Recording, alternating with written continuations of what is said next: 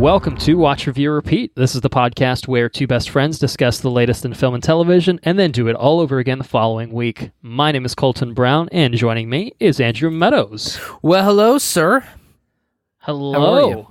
I'm doing well. It's just us this time. We've had some guests on our past few episodes, but not today. Not today. It's just that classic Colton and Andrew dynamic we've got going on, and it's a bit of a special episode, a bit of an I guess maybe not unexpected episode, but a previously unannounced episode. I will say that we're talking about San Diego Comic-Con 2019 because holy shit. Lots of things. A lot of things that happened at San Diego Comic-Con, and even though we were supposed to cover The Lion King next, let's just say it would have been way too much to talk about both of those in a single episode. It would have been probably 4 hours long. And look, we're obviously not above doing 4-hour episodes, but in the interest of making these a little bit more palatable, we're here to talk about Comic-Con stuff, and we're going to talk, this is going to be a news-only episode, if you will, but there's a lot of really exciting things that happened at Comic-Con. This is not just a perfunctory, like, oh, look at all these things that happened, I guess we should talk about it. Like, no, there's a lot of stuff that we're going to talk about today that I was legitimately freaking the fuck out about. Really? So I'm very excited to get into it. So Lion King's going to be coming up next. We're hoping the turnaround time will be pretty quickly on that one. And did you pay attention a little bit to the Comic-Con happenings this week? I actually went to my first ever country concert this previous weekend. Well, who was playing the concert? Do tell. My boy Dirks. You ever heard of Dirks? Is it Dirks Bentley? It is Dirks Bentley. Yes, I mean, I've heard him of and I are first name wouldn't basis. say that I'm the biggest country music fan. Not that I'm opposed to it per se. It's just not. Just my don't listen genre to it of a whole choice. lot, right? Right. Yeah. And music's a weird thing, man. It's so subjective. I always kind of feel like there was probably like once upon a time in my life where like I would be like, "Oh, you listen to so and so?" Like, "Wow, your fucking taste sucks." You or whatever. suck. But like, music is just the most subjective. Like, I feel like form of medium possible. Like, it's just like, I mean, if you like what you like, man, and like, I ain't gonna judge you for. And I for think anything, that there's probably at least one song in every genre somebody could probably identify with, right? As long as sure. So it's a weird thing. There were a couple good songs played. I like a couple of Dirks Bentley songs. There's a guy named John Party that opened up for them, and he was pretty good. And then there was this other girl, and she played first, and she was actually really good. It was actually, I'm getting on a tangent here, but it was actually astonishing how consistent and how well country singers perform live compared to every other concert I've ever been to. I've been to a few. I don't claim to be a concert connoisseur, but they sounded excellent, all of them, and it was pretty great. But anyways, I followed my Comic-Con news through you, sir, through my phone, and I was actually called out on it several times because I was glued to my phone. Responding to text messages and stuff, and then I would share the news with my company, and they told me to put my phone away.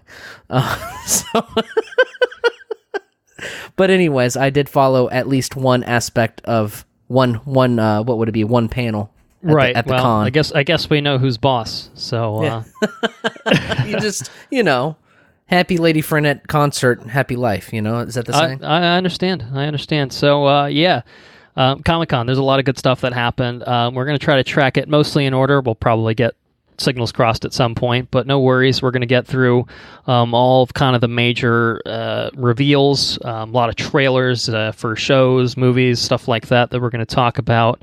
And some other little tidbits. We're going to close with, I think, the biggest thing. I should go ahead and probably flag it right now. We're going to close with the Marvel Studios panel, which was something bonkers. Else, man. Something from another world. Absolutely insane. And I think, for my money, it was the most exciting thing that happened at San Diego Comic-Con. And in the interest of keeping our listeners tuning in for the whole episode, I'm saving best for last. There's also time codes if anyone wants to skip around some of the other stuff, but there's a lot of really, really great stuff. There is some stuff that's probably not going to make our list, but we have a pretty good, extensive list of things that we're going to talk about, and all stuff I think that interests us in one way or another, or at least catches our interest, whether or not it's going to be good or not. We'll have discussions about that, I suppose.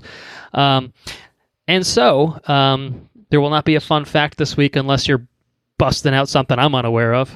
Got no fun facts. I didn't think so. I scrapped it from even the episode script. I figured, you know what, this is a bit of a different episode for us. Although we did do a Comic-Con episode, I should mention, last year, so it'll probably have a similar style and feel to that. But I did, as a side note, I briefly looked through the news that happened last year, and Marvel was not at last year's San Diego Comic-Con. It was kind of WB and DC that were owning the floor, and they showed off like the Shazam trailer and Aquaman and Godzilla. So there was some good stuff that came out. But I feel like this year was like fucking next level shit, man. Like, even beyond the Marvel stuff, like there's some serious fucking trailers in here that I think are really, really interesting, really, really cool. And so, anyway, I could talk about things that we're going to talk about, or we could just fucking talk about it. You just want to fucking talk about it? Is that what you want to do? Is that what the listeners want? Is that what they demand? I kind of want to talk about it. That's what I want. I mean, I don't know about that. Well, I don't care what you want. I'm just kidding. I do care what you want. All right. Well, I'm gonna start with a thing you probably don't want because we got to get it out of the way. We got to talk about the fucking Game of Thrones panel. The shit show that it was. Why would they have a panel? So, I assume at one point, probably when it was scheduled, once upon a time, it was intended to be the victory lap, and then season 8 happened, and this was not much of a victory lap, so much as the man. There's a few videos sometimes, people like. They like let up towards the finish line and they're like starting to celebrate a little early, and then there's someone behind him that's like stampeding past him and just like fucking just speeds past him. I don't know who it was. Probably every other show in existence right now is speeding past HBO's Game of Thrones. But that's how season 8 was like, oh, it was man, Barry. Definitely Barry. They were on the verge of greatness, and boy did they fuck it. Chernobyl. Boom. Anyways. Yeah, Chernobyl was the one that exactly, that's true. So Game of Thrones had a panel in which David Benioff and D.B. Weiss, the showrunners, creators of the show, were supposed to appear. However, at one point, a couple days ahead of time, it was announced that they would not appear at this Comic-Con, and wow, what a shocking development. I'm sure they're very busy writing Star Wars and such, but they sent the fucking cast and crew. They sent some of the cast, yeah. There was actually a few others that ended up bailing ahead of time. I think Miguel Sapochnik, director of a couple episodes, was supposed to be there and bailed. Natalie Emanuel and Ian Glenn were supposed to be there and bailed. But there were some cast members that did make the trek out to San Diego. John Bradley, Nikolai Coster-Waldau, Liam Cunningham, Jacob Anderson, Conleth Hill, Isaac Hempstead Wright, and Maisie Williams all took the stage and apparently found Starbucks coffee cups all cheekily placed for them. I don't know if they're in their seats or near their seats or what, but it was kind of a shit show because basically they pretended that they ran out of time. They're like, oh, we don't have any time for audience questions. Sorry, so they didn't open it up for Q&A at any point. So it was basically just kind of a very directed conversation between the host damage control and the cast members. Yeah, very, very damage control feeling. And there were some boos heard from time to time from the Hall H fans. And I think that's true. And so I don't want to spend too much time on this, but I will quote Nikolai Coster-Waldau, who I think has handled most of it pretty gracefully.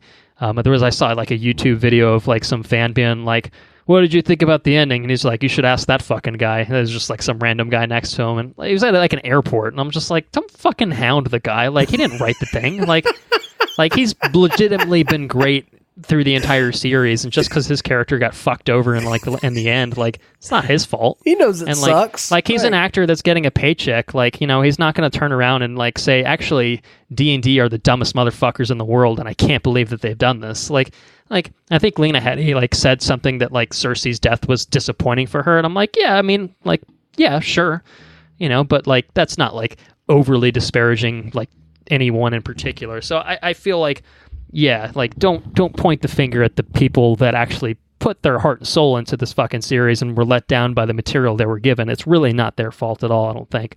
But he did say, that when it comes to an end, it's going to piss you off no matter what because it's the end. But it's fine if you hated the ending, if you loved it, that's great. Just don't call people names. And that was kind of his message overall. Yeah, and I think that's good. Yeah. I think that's fair. I think that's definitely a fair statement to make. Now he also Except went on to DB say you could probably that call them names. I mean, that's probably okay. I think he also said that he thought it was perfect for Jamie to end in the arms of Cersei, which he says made sense to him. Okay. Maybe not getting crushed by a castle. With that. Certainly not the way that things went down. And I guess Game of Thrones spoilers for anyone that cares, but who cares? Come on. But yeah, and I think the biggest thing that probably set people off that like kind of pissed people off was that Conleth Hill, who plays Varys, was always talking about like how he was kind of addressing the fans, saying like, we're here to thank you for watching all those years, and he said that like, this is the reality rather than a media-led hate campaign against the show, which I don't think is true at all. I think if anything, it's the fan-led campaign that's been the most spiteful towards the finale or the whole last season, I guess. No, I think it's the fan base is fucking pissed. It obviously didn't review well either, but I feel like calling it media-led it doesn't help that. That feels like a very Trumpy kind of like, let me just make some shit up kind of response and be like, okay, well, that's not really close to what's happening at all. But sucked. Enough people will believe what you say, so sure. Apparently that's fine. That's acceptable behavior these days. So, Jesus. So anyway, Game of Thrones Season 8 has now received 32 Emmy nominations, which is a record. So the Emmys clearly out of touch with the times, or just doing their usual thing and rewarding a series rather than a season. But that's Game of Thrones. We've probably lingered on it a little longer Game than of we Thrones need to. into the ground. Yeah. Yeah. But I did want to mention that because it could have been a shit show, and it didn't end up being. Look, if David Benioff and DB Weiss were there, who buddy? We needed the DB. We need what do the boys that ink to film call it? Double Ds.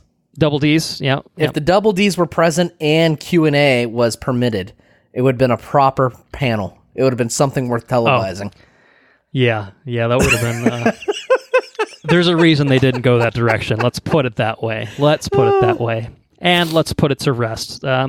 Let's shift gears. We got a lot of footage and stuff. I think if I'm not mistaken, I think everything you're going to talk about is a video of some sort. But yes.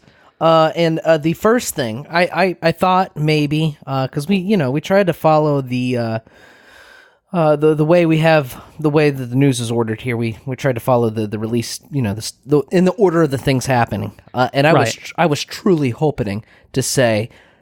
San Diego Comic-Con opened with fucking Tom Cruise in Top Gun. Well, it pretty much did. Yeah, I mean that's a fucking way to kick it off, and it was kind of a surprise thing too. I don't know if they knew he was going to be there and promoting a certain something, which you might enlighten our listeners about. Fucking trailer. And I'll be honest, I've never seen Top Gun, but I have seen Tom Cruise. Tom Cruise fucking cruising. And what is that, an F-16 or whatever, just hauling ass and then going straight up in the air. And then I don't know how many of the I don't know how many effects in this movie are practical effects. It looked like a decent majority of it was. Well, honestly, I assume Tom Cruise is probably producing, and he's probably doing a real Mission Impossible thing where he's like, oh no, I'm going to fly the fucking jet. I'm Tom Cruise. I fly jets. This is what I do. I fly helicopters in Mission Impossible. I fucking climb the Dubai Tower, the Burj Khalifa myself. I hang off the side of airplanes as they're flying. Like I jump across buildings. I will do this myself. Xenu wills it to be, so I will do it. Fucking Xeno, listen. Tom Cruise got it going on in the Top Gun trailer. I love Tom Cruise. Yeah, Top Gun Maverick, man. Fuck. It's the same thing. I'm sitting here by myself. I'm not drunk by any means. But I queued up the trailer. I queued up the trailer for the first time. I hadn't seen it until, prior to recording this episode. And probably about a quarter of the way through, I just fucking Tom Cruise. I'm all about it. Tom Cruise, and it looks like a Tom Cruise movie, man. I'm all about it. I'm excited about it. It looks really cool. I agree. I mean, I think the cruise missile, the fact that you haven't seen Top Gun, like all you need is the cruise missile to sell you on this. But this looks really fucking cool as like a Top Gun sequel too. Give me a quick premise of Top Gun real quick. Can you do that on the fly? Just a quick deal. Sell me on the movie. Other than Tom Cruise. I mean, Tom Cruise flying Val fucking Kilmer? jet, younger Tom Cruise that mostly looks the same, flying jets around. He's a bit of a maverick, you might even say. He's an aviator. He's basically in training school, and there's a certain thing that happens that basically causes a. I don't want to spoil it. Don't spoil it. Something happens and it causes a newbie pilot almost to do something cool, or like a hot shot. Is he a hot shot kind of guy? Yeah, he's like a hot shot pilot, and basically, he's kind of like, he's a cocky, arrogant kind of guy, and then shit goes sideways at one point, and he's feeling a little down on his luck, but then something happens, and Tom Cruise has to spring in action and be a fucking badass. Yeah. So that's kind of like the gist of it. But okay, all right, well, sold. Well, and it happened in the 80s. Let's just say we'll absolutely watch the first Top Gun before Maverick comes out. Bonus episode, calling it right now. Well, yeah, maybe a bonus episode. Maybe we'll just talk about it in the same episode. I don't know. There's only one Top Gun to watch, so that makes it pretty easy. And it's got Val Kilmer in it too, so that's cool. Yeah, so we'll go back that and revisit that. This is directed by Joseph Kosinski, who did Tron Legacy, Oblivion, also with Tom Cruise. Tom Cruise, yeah. And most recently, Only the Brave, which we did cover once upon a time. And it looks cool, man. I think this looks great. Coming out, I think summer 2020 is when we're expected to get this. Jennifer Connelly's in it too. She's in a couple of Connelly is in it. Well, there was a Kelly McGillis. I think Kelly McGillis was the original actress that was kind of like the love interest character in the first Top Gun, and she is nowhere to be featured in this movie, at least unless like barring a surprise cameo. She didn't age as well as Tom Cruise, let's put it that way. And I suspect that probably has something to do with it. Like, she looks like someone would actually look like if they were, like, I think she's like 60 or something like that. She looks like a normal, like, 60-year-old woman, whereas Tom Cruise looks like an ageless, immortal being at 50 plus or however fucking old he is these days. He's got that Keanu thing going on. Interview with a Vampire was actually an interview with a vampire. Is that what you're saying? Correct. That's absolutely correct. I wanted to, my dad, Bruce, actually, he sent an email about the trailer for this. I figured we can go ahead and talk about that now. And he tells us, quote unquote, I haven't been so excited about a movie in a few years. Trailer is, all capitals, fucking awesome. Cool.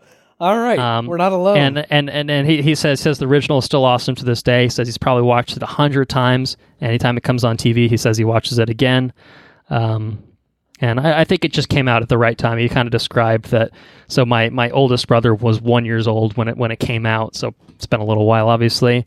He had been in the Coast Guard for a couple of years, stationed down in Florida, and he says it's kind of like the biggest recruiting tool for like the Navy. Everyone at that time wanted to be a Navy pilot. Well, that's pretty fucking cool. That's high praise, man. That's awesome. So it's really cool to see him like hyped about something that was like, like for us, probably like the Marvel movies are like the things that get, at least for me, like I get super hyped about that, and like that's his fucking Marvel movie is Top Gun Maverick, and that's cool. I think that's really cool. Yeah. It stars Jennifer Connelly, Val Kilmer, No Eyebrows Miles Miller, John fucking Hamm, Ed Harris. John Hamm, saw him in there. Mm-hmm. And many more. But those are the few that I noticed here, and just great cast, visuals look on point. Tom Cruise and about, man. I'm 100,000% sold based on this trailer. I thought it would look like an awesome trailer. So did I. Well, what did you think about that Terminator Dark Fate San Diego Comic-Con featurette? Did that thrill you? Actually, you know the what? way that Top Gun Maverick did. So the trailer came out. I saw the trailer. I think I saw the trailer maybe the first time in the theater. For Dark Fate? Yeah. For Terminator? Uh-huh. Yeah. And it looked like big shit. It looked like big shit. Like big shit. Yeah, that's true. I watched no arguments there. I watched this featurette, and hot take, I think it still kind of looks kind of shitty. Okay. But I kind of said to myself, that might be pretty fun to watch. It might be pretty cool. So I have to say that I am not sold that it looks good. I am getting sold that it might be fun. So we'll see what happens. Yeah, I mean, honestly, it's kind of like the Terminator franchise in general, like, has obviously been in the dumps recently. I mean, Genesis was just for a long time. I mean, for the past I don't even know if you saw Genesis, but it was No. fucking horrible, man. It was easily the worst Terminator. Last film, one in my I saw opinion. was the one with Christian Bale, Yeah. Salvation. Mhm. Yeah, which I don't think is like the worst movie or whatever. And I but, didn't like, see it's the not- one it's not- before it's not that great. either. I didn't even see the one before it. Terminator 3. Yeah, that's the one with UCC3? that's the one with the girl, right? The girl Terminator. Yeah. Yeah, never saw that. Really? Yep. Okay. Terminator 3's biggest crime, I think, is that it's just Terminator 2, but worse. It's just Okay. the same story, but worse. Although it has a really, really cool ending, I will say that. Terminator 4 at least tried to take it in the future and, like, kind of the war-torn, Skynet's taken over, and it's the humans versus the fucking Terminators. Like, it was kind of a cool concept in theory, but it just wasn't as good as the trailer was, basically, is kind of what it ended up being. And then Genesis was fucked. It was, you had Khaleesi as Sarah Connor. It was kind of like a soft reboot of the franchise because it had like Kyle Reese in it, and it had Sarah Connor in it, and you had Arnie in it. God damn, was it terrible. It was so bad. Like, shockingly bad. This one doesn't look shockingly bad. It just looks Bad. Yeah, just like a regular flavor of bad. It looks real shit. The CG still looks horrible. I feel like, I don't know, like the none of the visuals are selling me on it either. You know what is selling me? The choreography. The fights look kind of cool. Yeah, and I could see that. I mean, this is coming from the guy that did the first Deadpool. The guy apparently loves fucking highways, so we get more highways in this movie. Explosion, lots of fucks. I mean, there's a lot of fucks in the some featurette some motherfuckers, being dropped by Linda Hamilton. Honestly, the thing that probably worries me the most is James Cameron, like, kind of soullessly being like, "This is like they're going to be white knuckle action, guys, white knuckle action." We're going back to what made T1 and T2 work so well, and I'm like, motherfucker, you said literally the same thing about Genesis, and then you turned around like 2 weeks after it came out, and you're like, actually, no, that did suck, didn't it? And I was just like, well, it's kind of hard for me to like take anything this man does seriously at this point, as far as the Terminator franchise is concerned, because it's just kind of like, is Paramount just paying you a lot of money to say nice things about it? Are you actually involved in this? Like, I don't know. I'm not sold on it. Like, I'll totally see it. Don't get me wrong, but and it's cool to see Arnie and Linda Hamilton. Like, it's the first time, literally since Terminator 2, that even Linda Hamilton has been involved in the franchise. They fucking had the tenacity to just kill her off screen in Terminator 3. So, yeah, we'll see. I think it does. I do think it looks bad, but I think that it could be an enjoyable style of bad as opposed to just like a painful style of bad in the way that Genesis was. So we'll see what happens with it. It's right around the corner, November 1st. I mean, not right around the corner, but a few months' time. That's not bad at all. Totally a doable amount of time to wait. And that's Terminator Dark Fate. So there you have it. What do you have, sir? I tell you what I have. I have a little movie called It Chapter 2. Or It. I guess. That was my Pennywise. There we go. He's back. I can't do the Bill Skarsgård version of Pennywise. He's got a real fucked sort of. He's got the eye thing going on, obviously, but like, yeah, the fucking crooked just the eye. Laugh. I got the lazy eye going on. I could do it if I could do the voice. Play Pennywise, sure. Oh, I'm sorry. I didn't mean to cut you off. But I have to cut you off because I just saw something that I meant to say about Terminator. Oh, what's that? Edward Furlong, back as John Connor. Back from T2. Did I see that? I don't think I saw that. Did I notice that? I didn't notice that. It was they just revealed it at the panel. It wasn't shown in any footage or anything like that. I mean, Edward Furlong also probably another person that didn't age all that well, but yeah, that's fucking interesting. So first time he'll be appearing as a character in 27 years. As a side note to that thing that I just mentioned, I saw Edward Furlong very recently at the last Comic-Con I went to. He was just chilling at his little booth. No one was visiting him, but good for him. Oh, good for him. that's sad. I'm sure someone said hi. I mean, I'm not going to pay money to have a picture with Edward Furlong, but you could have a pop signed by him. Well, I don't know that they have a little baby John Connor pop, but oh, I don't Little know. baby John But anyway, Pop. I thought that was really cool. I mean, it's an interesting thing. Like, again, it's not going to sway my opinion on whether it's going to be good or bad, but it's kind of cool that they're going back to, full-on T2 stuff, and the fact that Linda Hamilton, Edward Furlong, who probably needs a paycheck, and even Arnie, Arnie doesn't need the paycheck that much, I don't think. So for them to all come back, I feel like does bode well to some extent for Terminator. But anyway, It Chapter 2, I'm sorry for cutting you off, sir. It Chapter 2. Curious thing I just noticed. I'm on the IMDb page. This is going to be on a complete different side note from the trailer. Right. It Chapter 2, the top billed actor is, guess.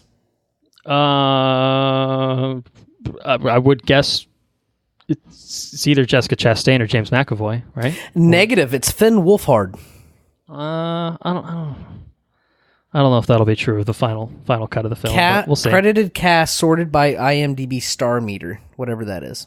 Anyways, probably just because Stranger Things, right? Is probably I guess that's true. Pumping his popularity through the roof. So, anyways, it looks fucking cool.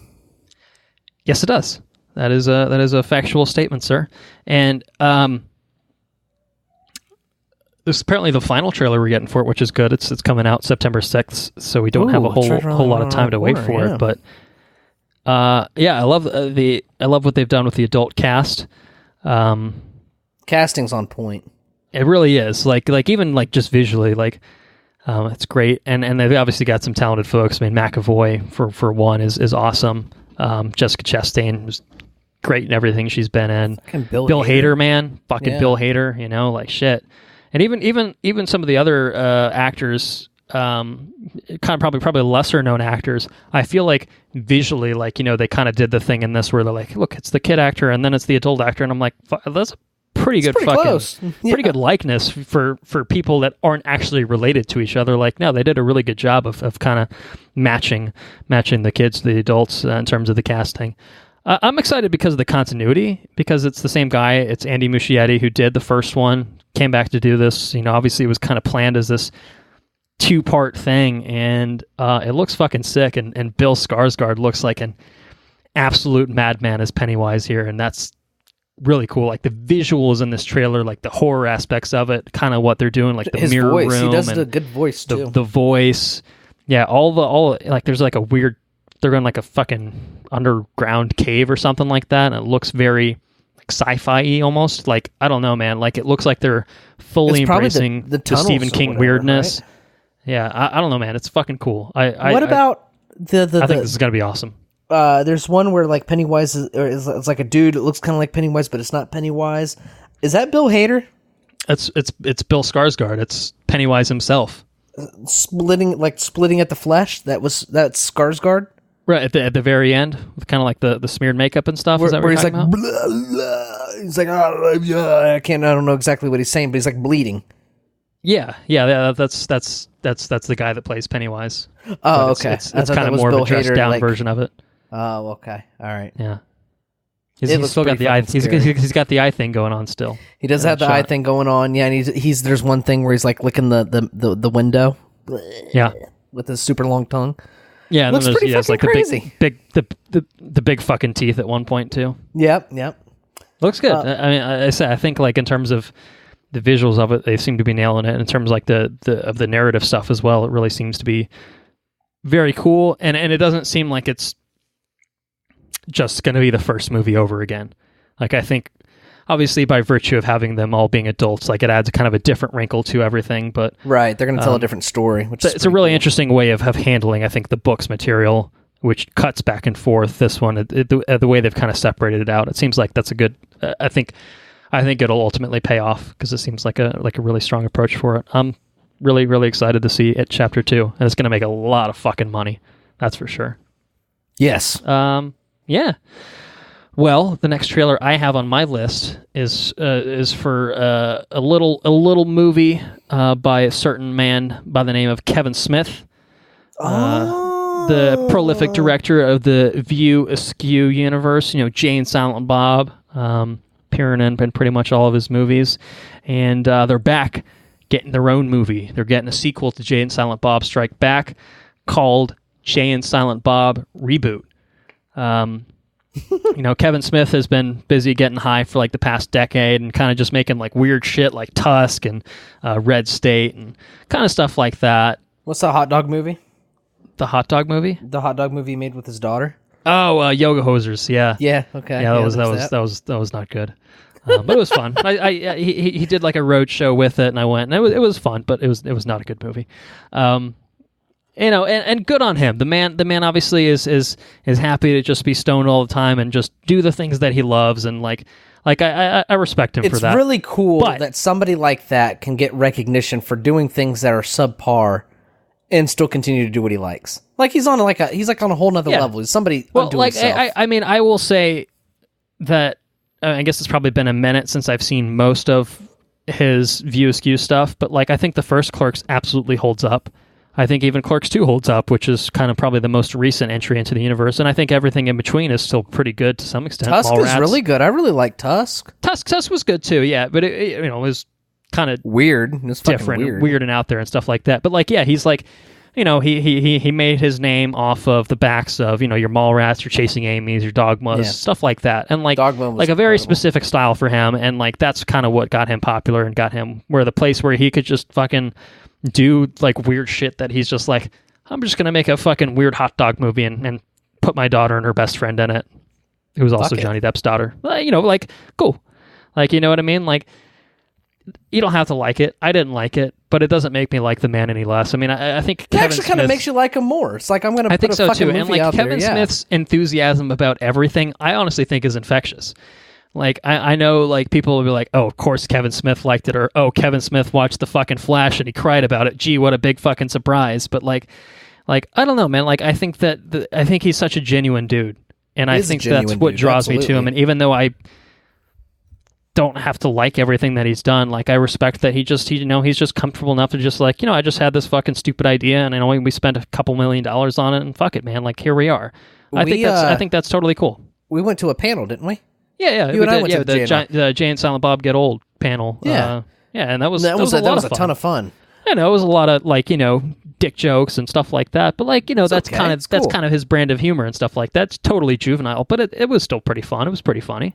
But he said that they were making, I don't know if you remember this or not, but he told Jay that they would make a movie if he was sober for X amount of years, and he was. And so now they're making this movie, which is it's a pretty cool way to do things. Yeah. I think so cool too. And Kevin Smith and Jason Mewes obviously look a little bit different than they did back in the day. Kevin Smith has lost a ton of weight, basically almost dying, and Jason Mewes has gotten clean since, and so good for them. I think they're at the chapter in their life where they're just fucking parents, and they're just having a good time. I don't know, it's really cool. I'm not going to say that this movie looks great, Jay and Silent Reboot. There's a couple funny moments made me giggle. Yeah, it's fun. I think a lot of it tends to boil down to just the novelty of seeing these two back on the screen together with a lot of fucking cameos basically sandwiched in between. They got fucking Ben Affleck back. I mean, come on. Yeah. You know what I mean? There's a lot. I think that's kind of what this is going to boil down to. And it's probably either going to work for you or it isn't, and I think that's totally fine. For me, I think that's always been the case with his kind of movies, though, right? For sure. Yeah, I think so too. He's got a niche. He's got a cult, and so, yeah. No, I'm eager to watch. I mean, I haven't seen a few of his movies. I think I've seen the majority of them, and he definitely has a unique sense of humor. And you're either into it or you're not, which is it's a niche. And so. What he's doing with this is kind of interesting. He's kind of doing similar to what he did with Yoga Hosers, where he's basically, it's not getting a wide theatrical release.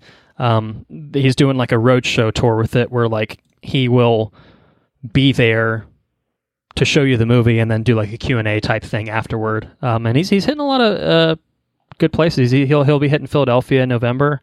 And then mid-November, he's going to Orlando and Tampa. So that's, if that's anything on your radar, that might be something worth looking into. But he's going all around for any of our listeners that were kind of spread out across the map. If this is anything that interests you at all, it might be worth doing that, because, I mean, the man loves to talk. There's no doubt about that. But I honestly think he's a really, really great storyteller.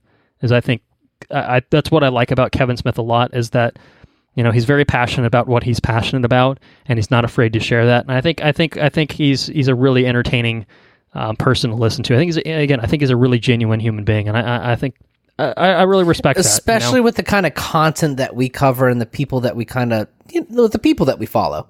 You know what I mean? The people that kind of surround themselves with Hollywood. You don't get a lot of Kevin Smiths. No, he's very different than that, sure. And it's cool. It's cool. So anyway, Jay and Silent Bob, Reboot. Check it out if you want, or don't. It's up to you. It's totally fine. So what else you got? His Dark Materials. HBO did a little thing. Yeah, we got a lot of HBO stuff we're going to talk about, but this would be the first of them. I tell you what, little trailer maybe action. want to read the fucking books. Yeah. It sounds pretty cool. It's got a ridiculous cast. That's true. Let's see if the IMDb here lists the cast good. Oh, I can help you out if need be. Yeah, just help me out because I'm. All right, so Daphne Keane, I think, is like the main girl in it. She was X-23 in Logan. Gotcha. Also, James McAvoy, another McAvoy appearance. Ruth Wilson, Alice Morgan from Luther, and Lin-Manuel Miranda, fucking Hamilton himself. So Hamilton, that's it. I knew that dude was from Hamilton. Yeah, I knew that. Yes. So that's awesome. And a polar bear in armor. Polar bear in armor, yeah. Which, right. To be fair, I think was in the Michelle Pfeiffer movie. It was in the Golden Compass, which is was an adaptation, I believe, of the first book in the His Dark Materials series by Philip Pullman. It does. It looks pretty fucking cool. It looks like it does look pretty fucking cool. I get like Harry Potter vibes from it a little bit. I think it's kind of a young adult kind of vibe that I'm getting from it, but not like Twilight, like a Twilight or a Divergent kind of thing. Like it feels more on the side of Harry Potter, where it's just like, yeah, it's obviously targeting like a certain audience. At least probably the book series was, but it feels like, I don't know, it doesn't feel like bullshit to me, where it's just like, no, like this feels like it was like a legitimate story, like an interesting kind of world that has been kind of created for this, and some interesting characters and stuff like that. And with the cast that they've assembled, and I think visually it looks really cool. Fucking polar bear is cool. Can't argue with the polar bear in armor. And I like Cray-Bay. Cray-Bay's cool. Cray-Bay definitely seems a little Cray-Bay, bit of course. Can't forget about Cray-Bay. So no, I'm definitely down for this. I think it's a co-production HBO, with BBC or something like that. But BBC One and HBO are putting this thing together. So that's pretty cool. We'll see what happens.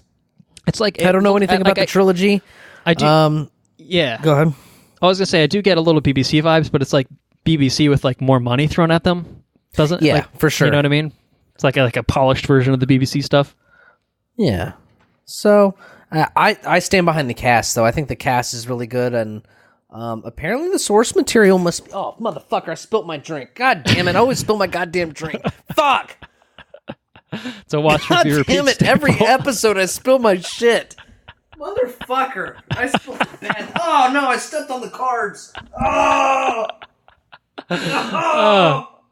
Oh, we're in full-on Chernobyl nuclear meltdown stage. Oh God! The core is gone. Mistaken. There's nothing that happened. Go check it out. I'm back, baby. Cleaned up, smelling like vodka and pineapple. In a can. Because I'm classy. I'm drinking it from a can. Wish I could act like I made a pineapple and vodka drink, but I definitely did not. The real shame is that, I was going to say you can't drink anymore, but the man the absolute madman just picked the can back up. Maybe there's some left in there. There is. I picked it up. I have some flash-like reflexes. To be fair, right. Well, maybe not. So flash-like, you preserved some of the beverage. That's good. That's very good. Probably about half, judging from. Okay, all right. No, that's not bad at all. Not bad at all. So anyway, His Dark Materials fall later this year. It's premiering HBO. So looks pretty about good. That. I think everything after this piece of news that I'm going to talk about is going to be exclusively trailer based. So this is the last news, if you will. It's a bittersweet piece of news, I think, and that's that Marvel's Agents of S.H.I.E.L.D. will be concluding after the forthcoming 7th season. So it's currently in the midst of airing its 6th season. So we have another season to look forward to after the conclusion of this one. But that's going to be it. 2020 is going to mark the end of the long-running ABC series, which I say bittersweet because I really like Agents of S.H.I.E.L.D. You know, it's really kind of come into its own over the past, really by the end of the first season, I think it did, but really I think in particular the second season beyond, it's really been really enjoyable. But it's also at the point now where it's just kind of like, how long can you realistically sustain where it was? I mean, I think everyone assumed it was going to be canceled after like the 5th season, and then it got this kind of weird this weird magical renewal for like 2 more seasons after that. And so I trust the showrunners to kind of guide it into its 7th season and leave it in a place that is going to be ultimately satisfying. I think had they finished it after season 5, it would have been, you know, certainly some sad things that happened at the end of the season, but I think overall a very good conclusion for the series. And from what I have seen from the 6th season, I've really enjoyed it so far. And I think they're exploring some interesting things, and I expect that they'll continue to do that through the end of the run for the show. And good on it for making it to 7 seasons. I don't think anyone expected that out the gate, at least maybe not after the first few episodes when it kind of started to peter out. So yeah. Any thoughts on Agents of S.H.I.E.L.D.? I like shows with a beginning, middle, and end. Right. And so this to me feels like a going out on its own terms kind of thing, as opposed to the network saying, well, you know, not enough people watch you, so fuck you, you know, kind of thing. So right. I think that's good. I think that's good too. And it could have happened. It could have happened last season. It's absolutely been on the cusp of this happening for the longest time. So it's like, be thankful, I think, for what you have gotten. Like I said, 7 seasons is like, it feels like a small miracle in a way. So it does. So that was a big announcement that they made at Comic-Con, and yes, indeed, cheers to Marvel's Agents of S.H.I.E.L.D. We'll talk about it in a little while. Marvel TV is going to look a little different in the near future. The landscape is changing. Yeah, I think that it's going to blur the lines a little bit more between film and television moving forward, which is also exciting in its own right. But I think that does kind of spell the end for things like Agents of S.H.I.E.L.D. to exist in their current form. Obviously, Marvel Netflix has now been a known casualty for some time now, and I think moving forward, it's going to be really fascinating to see what happens on the TV side, or the streaming side of things for Marvel TV. So that's what I have. I know you have something pretty exciting you want to talk about. Listen, something you fucking texted Henry and myself about. I think probably almost as soon as it dropped, if I had to guess. The Witcher on Netflix came out with a teaser trailer. It sure did. Tell me about it. Tell me your feelings about the Witcher teaser trailer. I gotta know. Tell the listeners, man. They gotta know. I'm really excited about this. Henry Cavill looks like a badass. He's obviously taking some potions and shit. He's fighting giant monsters. He's swinging a silver whip. I mean, there's witches, there's magic, there's monsters, there's badass Henry Cavill. Like, if you go to the IMDb page, I encourage our listeners to just go to the IMDb page of The Witcher. And Henry Cavill's sitting there with some long, whatever color his hair is. His shoulders are the size of my head. He's a big motherfucker, dude. And he's going to be killing monsters. And that is cool. I'm all about it. How do you feel about that? He's shooting lightning. People are shooting lightning into the sky with their hands. Dude. Yeah. I think this looks awesome, man. I am very hyped on The Witcher. We talked about, I think, the images, maybe even last episode. And I liked what I saw. Henry Cavill, man. He does this thing where he's like walking through town. His head's like down. He's got like his brow. His brow is like casting a shadow across like his whole body. It's like a fucking heavy head brow, you know? He's just a badass dude. I would not want to piss Henry Cavill off. I said it back in Mission Impossible Fallout. The dude would rip you apart. Like, I would not want to piss him off. He's a large man. He's a large man. There's no disputing it. There's something about, there's something about large badass dudes kicking ass on screen, and that's cool. He does look like he's going to kick some ass, man, and I feel like everything else, the non-Henry Cavill parts of this look pretty interesting. We've got Yennefer looks fucked up for a bit, and then she's like turning herself into like fucking sorceress. You know, like I don't know. Anya Charlorta. Probably. Chalatra. Yeah. Oh, you're looking her. at the IMDb page, so I'm not going to question you. Yeah, but, it looks cool, and you got young Ciri and stuff like that. Like Freya Allen. Yes, indeed. I like a lot of what I see. It seems like the creature design seems pretty cool. I mean, Henry Cavill, to bring him back into the conversation, looks fucking badass as shit as Geralt of Rivia.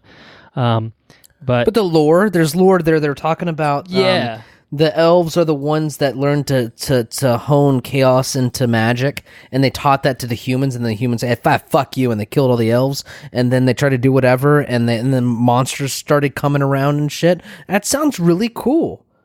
Sounds really cool. And the world of The Witcher is really cool. And so for them to, from what we can tell, put together something that seems like it's honoring the lore of that world and realizing it in this sort of way. It's really, really exciting to behold. This is based on the book that's been translated from whatever language? What language? From Polish. From Polish, okay. Yeah. The original series, the original Witcher book series was Polish, and the games, which was obviously the kind of reference point for a lot of people for The Witcher, are considered sequels to the entire book series. They chronologically take place after the book series concluded. So, but this is going to the books. This is going straight to the source material and adapting that. So, and there's 8 of those in the series. There's a lot. Yeah, the people, the showrunners, I think they said there was 8. They said that the show will never be the games. There's a ton of source material that they need to draw from, and that's great. That's awesome. There's no reason to. Like, honestly, like if they made fucking 8 seasons of this, if that were to happen, like that seems like a good ending point, and then you just go play the fucking games and just pretend that it picks up after the series.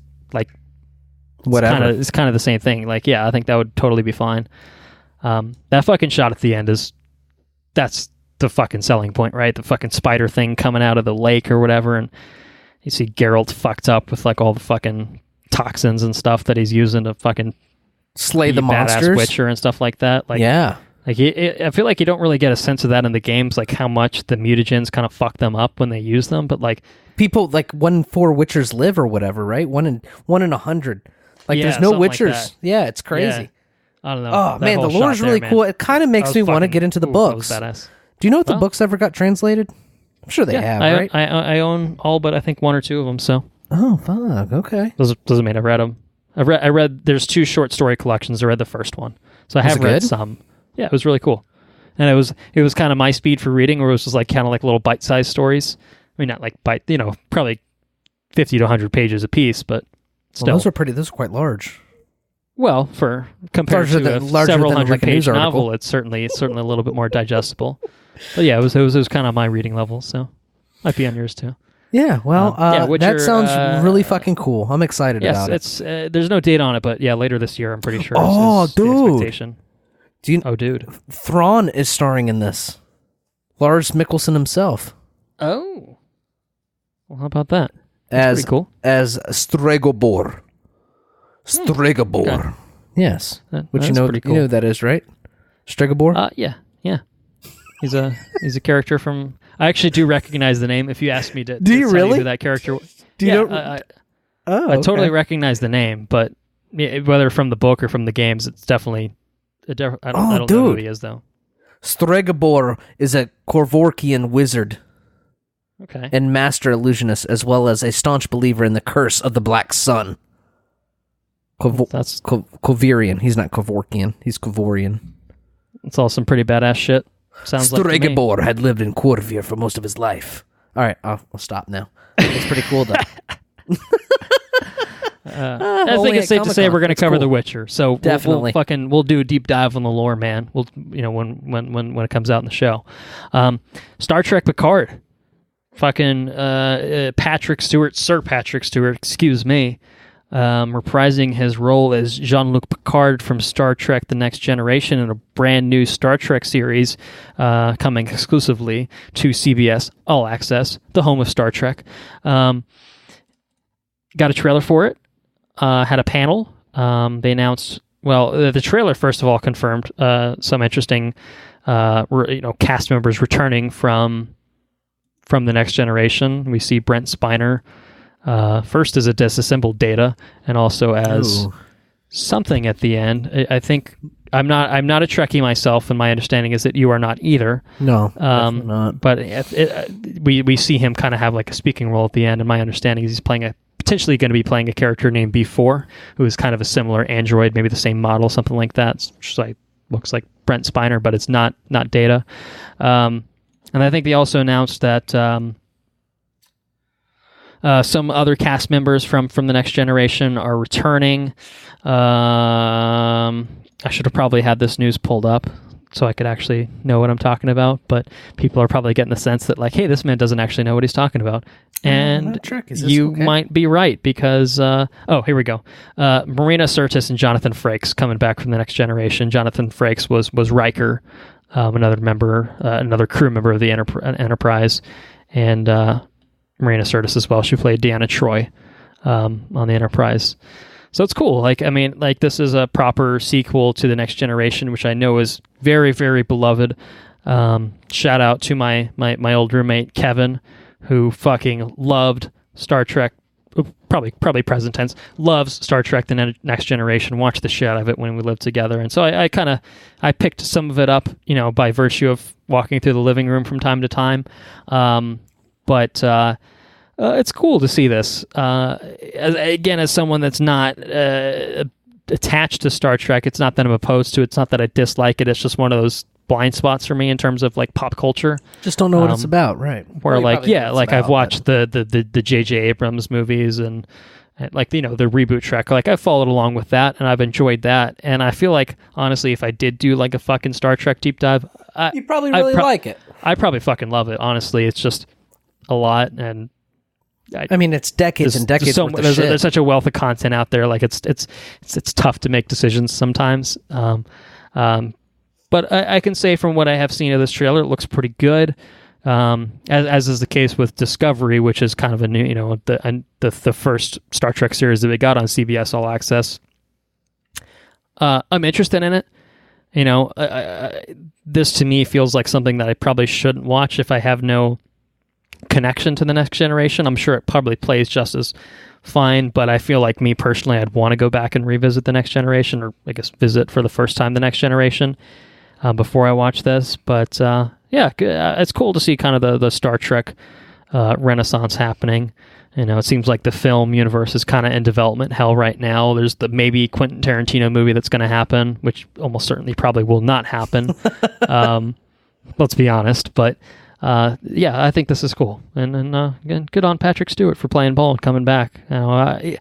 Sir Patrick Stewart, I don't think needs money either, and I think that him coming back probably speaks volumes about kind of what they have in store for this. So for any Trekkies that happen to listen, I think Star Trek Picard might be a pretty cool show to keep an eye out for. What do you agree? Disagree? Hot takes, cold takes? Give me something. Star Wars is better. Oh my goodness. Wow. He went there.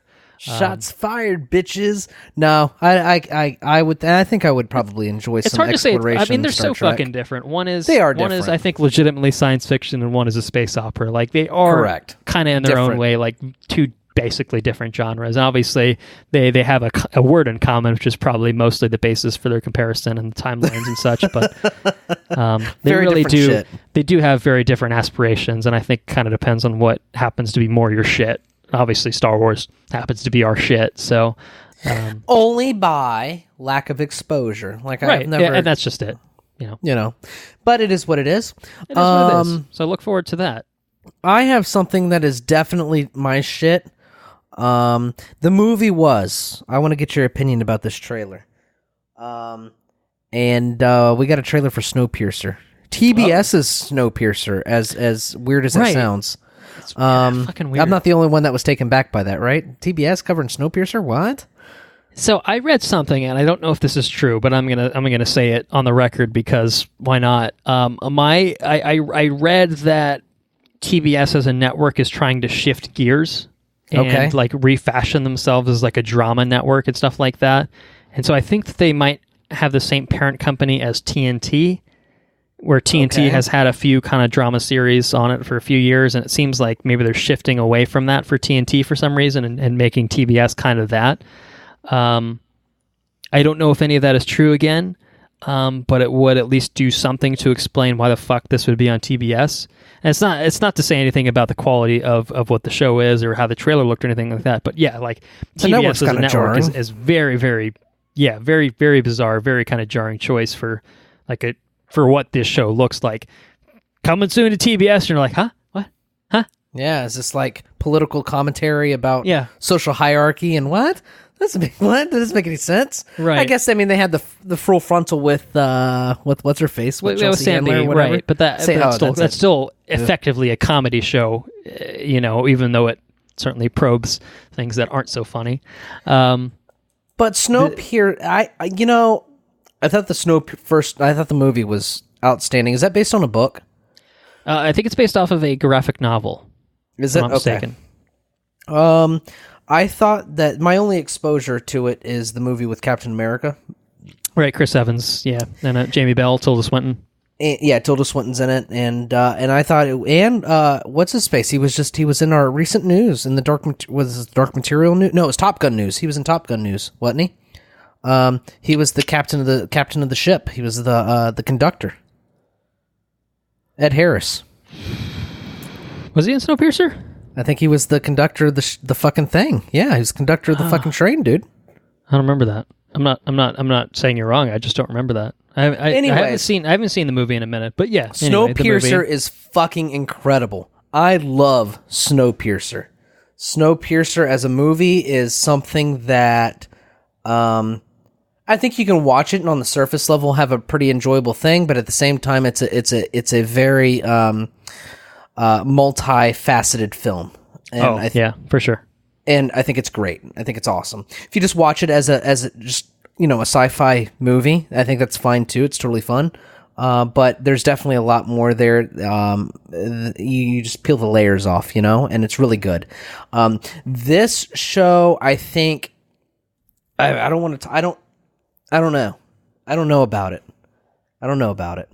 Well, I have two things to contribute right now. Contribute. First being that you are absolutely 100% correct. That was, in fact, Ed Harris that appeared in Snowpiercer, the film, in 2013. So good call. The second one being, this looks basically identical to the movie. It's identical. And I don't know. And it appears to be much more on the nose versus much more, I don't know, stylized. Like, I feel like the original Snowpiercer was more stylized, and I think this, being in the television medium, I think it's going to be stretched thin. It's a lower budget, and it's probably, the story is going to be stretched out beyond the, it's probably 8 hours and as a result 2 of hours that, or something like that. And it's just right, and as a result of that, it's going to be very on the nose, episode by episode, and I don't think it's going to be near the quality of the movie. Yeah, that's my opinion. That's my hot take. Yeah, and like, it's not. I don't think, like, I think it does look good. I mean, it's not like, if you're going to emulate the style of the movie, like, that is certainly a good reference point to have. But I'm not. What I'm going to be curious to see is there any reason for this to exist? Is this going to cover ground or material that the movie didn't already cover? And I don't know how accurate the movie was as an adaptation of the novel, the graphic novel. So maybe there's a lot more story in that got compressed or skipped over, and maybe they just are relying on the movie's aesthetic and then maybe are telling this more expansive story. Maybe it was whitewashed when they cast Chris Evans. That's a possible thing too. I don't know. I think I want to say the original graphic novel was French, so it was probably just a white guy to begin with. I got you. Okay. But that was a South Korean co-production too. So, like, it wasn't like a bunch of Americans. That's true. It was South Koreans that cast a white guy as the lead. So I feel like that was I guess that could have been a deliberate choice to try to sell it to American audiences or something like that. And I guess it fucking worked in our case. But I just feel like the way that they're presenting the hierarchies, it it seems more like the people in the movie and the film were just over the top and stylized. You know what I mean? There were personifications of a certain role. Whereas I think in the way that they appear to be doing the show, I just feel like it's much more on the nose, and I don't know if I enjoy that as much. Not saying it's bad. I'm just saying. Right. No, I gotcha. Yeah. So. Yeah, like I said, I think the biggest thing is, what is this going to do that the movie didn't already accomplish? That's it doesn't look like it's anything different. Versus, so far from the trailer, like, again, it's not that it looks bad. It's just, well, we've seen this. So versus with the people in the back of the train. I don't know if this is if this is spoilers. We can cut it out. But it came out fucking 6 years ago. With the people movie, at the back of the train struggling all the way up to the top. They never met They never met the white person up at the front of the bus that's struggling with the people in the back, and let me do this and that, maybe help them to the front.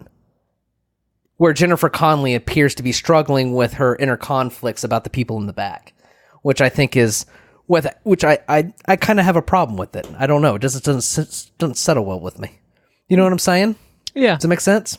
Well, yeah. I mean, the stratification was kind of the thing. And right. So, I don't know. We'll see what happens. Maybe I'm reading it wrong, but that's the way I read it. Well, hot take. I don't know. We will find out.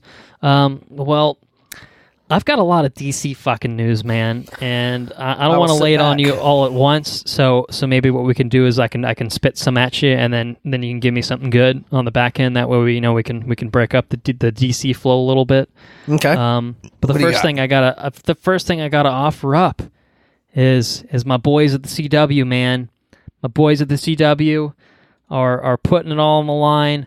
They're giving us more Arrow. They're giving us more of the Flash, more of a Supergirl, debuting Batwoman. All right, And the Lightning guy, Black Lightning. He's been around for a couple of years. He's kind of detached from the Arrowverse, but maybe one day they'll fold him in. CW showed up at San Diego Comic-Con and gave us a little bit more deets on kind of what's going on in the Arrowverse TV shows. So the Flash has a new villain that doesn't seem to be its speedster. Arrow is approaching its final season, a truncated final season. What's going to happen? Oliver's probably going to die. It's probably what's going to happen, or sacrifice himself to fucking save the multiverse or some shit like that. Batwoman. She's Batwoman and about. She's the new Arrow or something. I don't know. Supergirl, though. Supergirl's got some new digs. Did you see Supergirl's new digs by any chance? I didn't notice them as new digs. Well, you would have noticed if you'd seen them, because she's wearing pants now. Like blue jeans? No. They gave her a proper overhaul for her costume. So she's ditching the skirt in favor of a new look with, it's just like protective pants. Yeah, actual proper pants. She's not wearing the tights and the skirt anymore. Seems like that probably makes sense for superheroes to wear. For superhero and about, for people that. I guess theoretically you could probably run faster without the friction of pant legs, but at the same time, if they're bulletproof and stuff and they aid in your overall well-being, you should probably wear pants. I think so too. Yeah, it looks great. I mean, I myself am obviously way behind on all the CW stuff, and you are probably long detached from the CW stuff at this point. I think you've probably severed the link at this point, if I had to guess. I still have that part of my brain is just like, you should catch up, bro. You should catch up. We'll see what happens. But I did out of curiosity, like, I'm at the point with these shows where, like, I don't give a fuck about spoilers, so I just, like, watch the shit from the new seasons. I'm like, is there anything that makes me interested in this enough that, like, maybe one day I'll poke my head again, like, just to keep that link alive. And the Supergirl trailer in particular, I thought actually looked pretty cool. Like, there was some interesting stuff. Like, they had, like, Lex Luthor, and he had like the comic booky power armor on at some point. I'm just like, yo, what is going on in this show? And I don't know if that was like stuff from a previous, like the most recent season, or if that was something to come. But I was just kind of like, I don't know, man. Like, I don't like that. Kind of seems like really comic booky and kind of fun. Like, I'm kind of digging it overall. So, So anyway, I have to do my due diligence and mention the CW stuff. It is very definitively the CW superhero stuff. You know exactly what you're getting with all that sort of stuff. But it has a very kind of specific audience for it, and I think much like with the Kevin Smith stuff that we talked about, like kudos to anyone that's like stuck through watching all the CW stuff. I know my dad like powers through them, and like I feel like half the time he's always bitching to me about like how bad everything is, but like. He still watches it. He still watches it. You know what I mean? So, So as somebody mentioned that a wealth of content, but as somebody that hasn't watched any of the series, for quite some time, this did not inspire me to take a second look. And I didn't think it would, but I watched it and I was like, like I feel a little conflicted. Maybe I am missing out on the Flash. Well, the one thing I will say. If there's any one thing that honestly will compel me to go back and catch up is the crossover stuff. So they're doing like a proper Crisis on Infinite Earths adaptation for their upcoming crossover, which will basically, I think, be the end of the Green Arrow as we know him. It'll be like, I think Arrow is going to end either right before the crossover or right after. But they're doing some crazy ass shit with it. So they announced that Burt Ward, who played Robin on the 60s Batman show, is going to be in it in some capacity. But I think the more wild thing, the thing that like really actually gets me like excited for like how weird they're getting with it is that so Brandon Routh, I'm sure you're somewhat familiar with that name. He has played the Atom on Legends of Tomorrow. He started in Arrow, spun off into Legends of Tomorrow, but he played Superman in Superman Returns once upon a time in 2006 for Bryan Singer. And he's going to be reprising his role as Superman in that crossover. So he's going to be pulling double duty. He's going to be playing the Atom, and he's also going to play a Superman from another reality. And what they said is that he's not going to be playing the Superman from the Richard Donner verse. He's going to be playing the Superman from the Kingdom Come universe. No! And like, that's fucking cool. That is cool. Right? God damn like, you, CW. I'm like, that's actually some legitimately really badass cool shit. Right. And I'm like, fuck me. Maybe I need to catch up on this because that's some really cool shit that they're pulling. That's cool. Yeah. So I don't know. I mean, there's 2 episodes there. There's 2 episodes that are probably really fucking cool, really entertaining to watch, followed by 18 or 20 episodes of just shit. And so that's it. Like you probably could just watch the crossover and be like, oh, it was all right. It was pretty neat or whatever, and move on with your life. But for me, I feel like I have to do it right. I have to catch up if I watch them. So that's tentatively my plan, is to maybe get around to it. Bring the old CW power rankings back to Watch Review Repeat. It's been a minute, folks. It's been a minute. People listening are probably like, huh? CW power rankings? What? Go back to the early days. Probably single digits of episodes if I had to guess. So anyway, that's my first DC news, and I know you have something to break up the DC action. So tell me what you got. San Diego Comic-Con's got some good stuff, man. Lots of good stuff. What do you got? I dropped my last bit of news because I was so excited about it. I dropped it a little bit out of order. The Snowpiercer thing was the last thing I was supposed to talk about. But it wasn't the most exciting thing to talk about. The most exciting, well, maybe not the most exciting, but probably the most exciting thing that left, I would say. I don't know. It's up for debate, I suppose. The Expanse. We got season 4 teaser trailer for the fucking Expanse now on the biggest platform on Earth, on Amazon's platform. I don't know if that's technically true. I think Amazon's certainly the biggest. Jeff Bezos is the richest man in the world, even after divorcing. Well, I think it probably depends in terms of like pure capital behind it. I could see that, but I feel like Netflix has to have a bigger user base. Did you see them? I saw that. I did see that. It's just kind of surprising. I feel like Stranger Things would like mark like people like subscribing and shit, but I don't know when they recorded those numbers. But anyway, separate note. The people like myself really upset about Daredevil. That's it. We're leaving. Fuck you.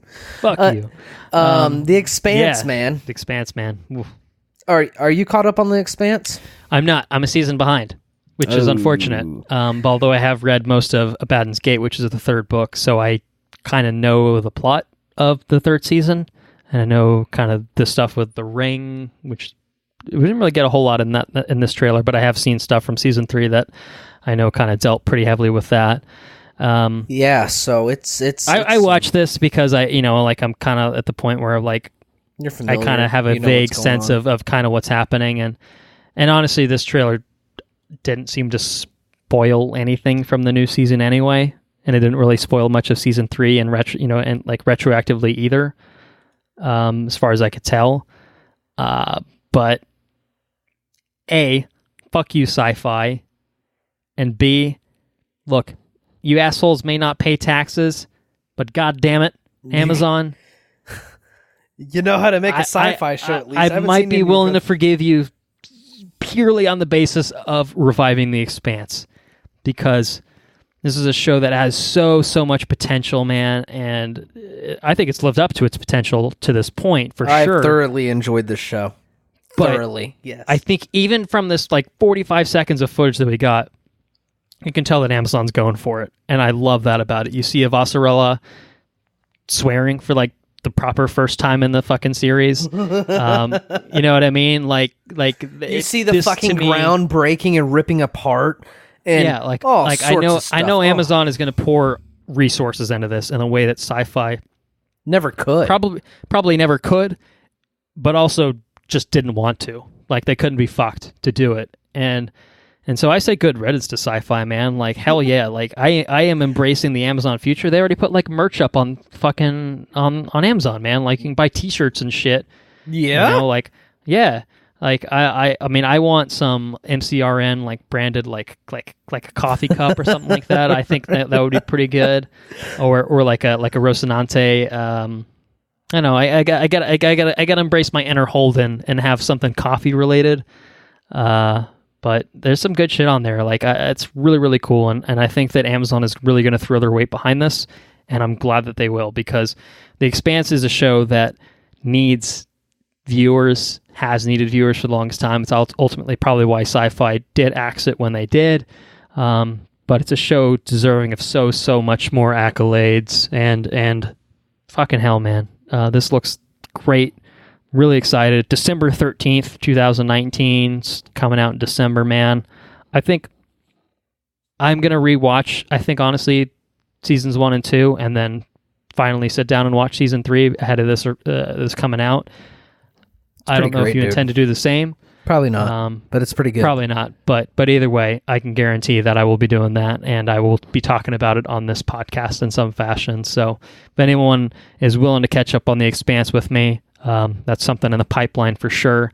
It's all on Amazon Prime as a side note, all 3 seasons.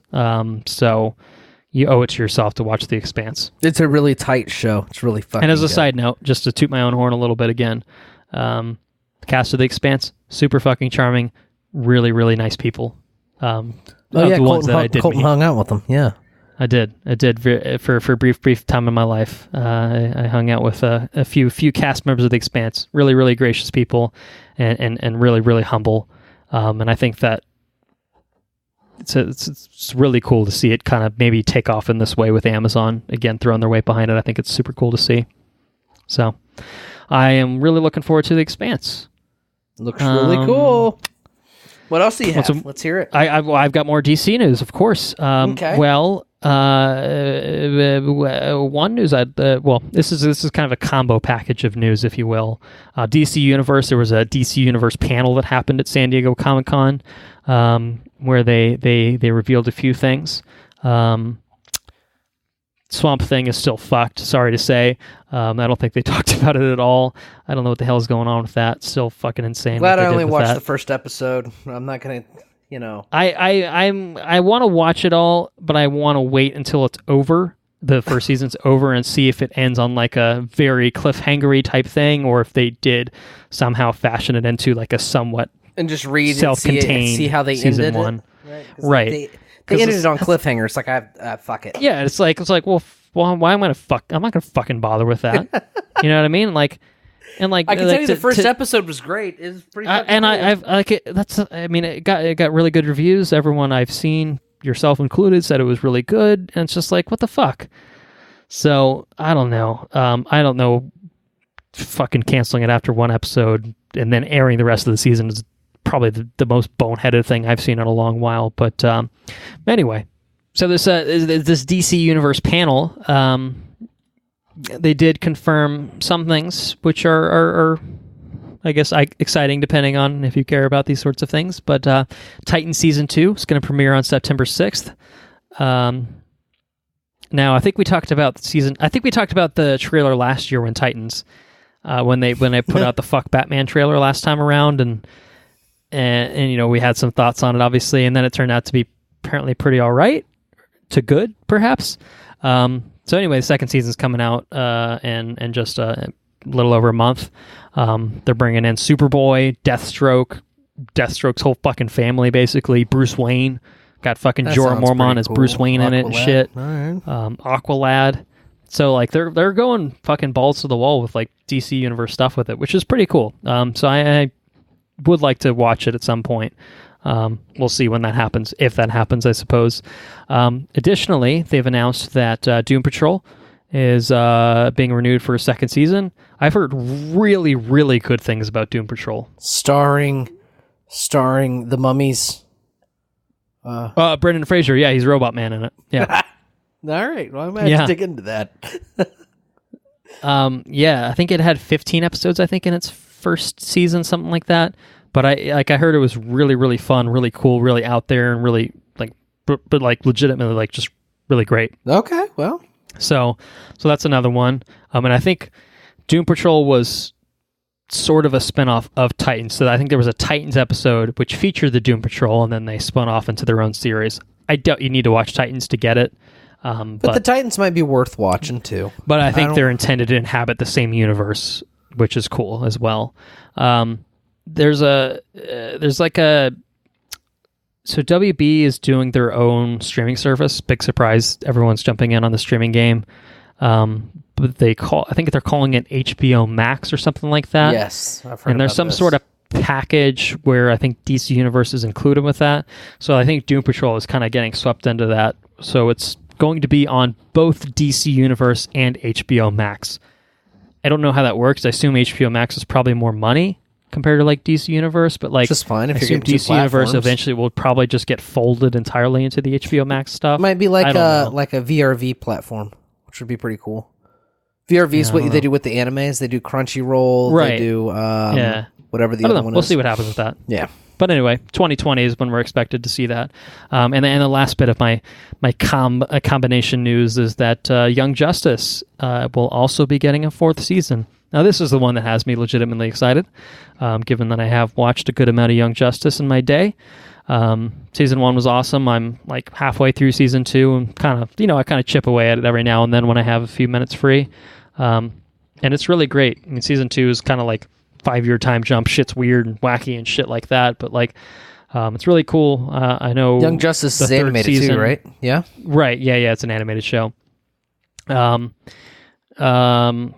think season 3 people were pretty happy about. It got canceled like years and years ago after season 2, and then season 3 debuted as part of DC Universe, the streaming platform. Everybody's pumped, and now they're making more of it. So Young Justice 4 is happening. So that's cool. That's cool. So yeah, that's what I have. That's what I have on the DC front. I got one more thing on the DC front, but we can wait. Why don't you just drop it? On it? I'm going to hold on to mine for a little bit. Let me hold on to my news for a little bit. Oh.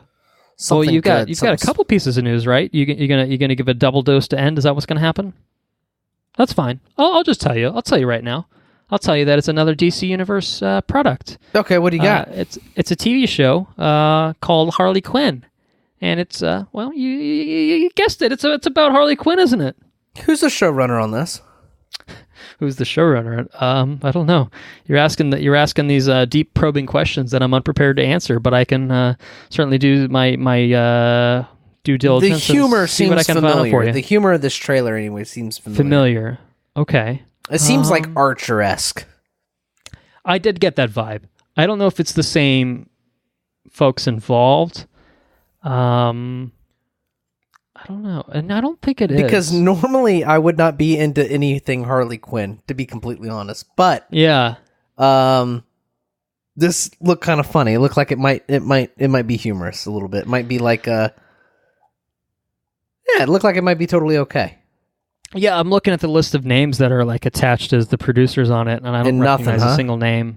So I don't know that there's a connection, but I could certainly see the kind of inspiration where, yeah, this is very, very much like an adult kind of animated show. But I definitely got that vibe from it, where it's kind of fun. Like I typically enjoy like an adult animated kind of vibe. Like I think that's good. I mean, Archer's totally great. I haven't watched Archer in fucking like 5 seasons plus, to be fair, but early Archer from what I did watch was awesome. And this seems like it's kind of striking that a little bit, kind of the irreverent tone, but it's fun because it's kind of lampshading a lot of the DC stuff as well, and I think that could be fun. Like I think Teen Titans Go is kind of like the the kiddified version of lampshading the DC universe. This kind of seems like it's the opposite of that, where it's the adult version of doing that kind of thing, and that seems kind of fun. Like, yeah, it seems fun. Yeah, I feel it's a very Adult Swim kind of feel to it. Definitely, I think that's a good realm to exist in. So yeah, I'm about that. I'm about Harley Quinn.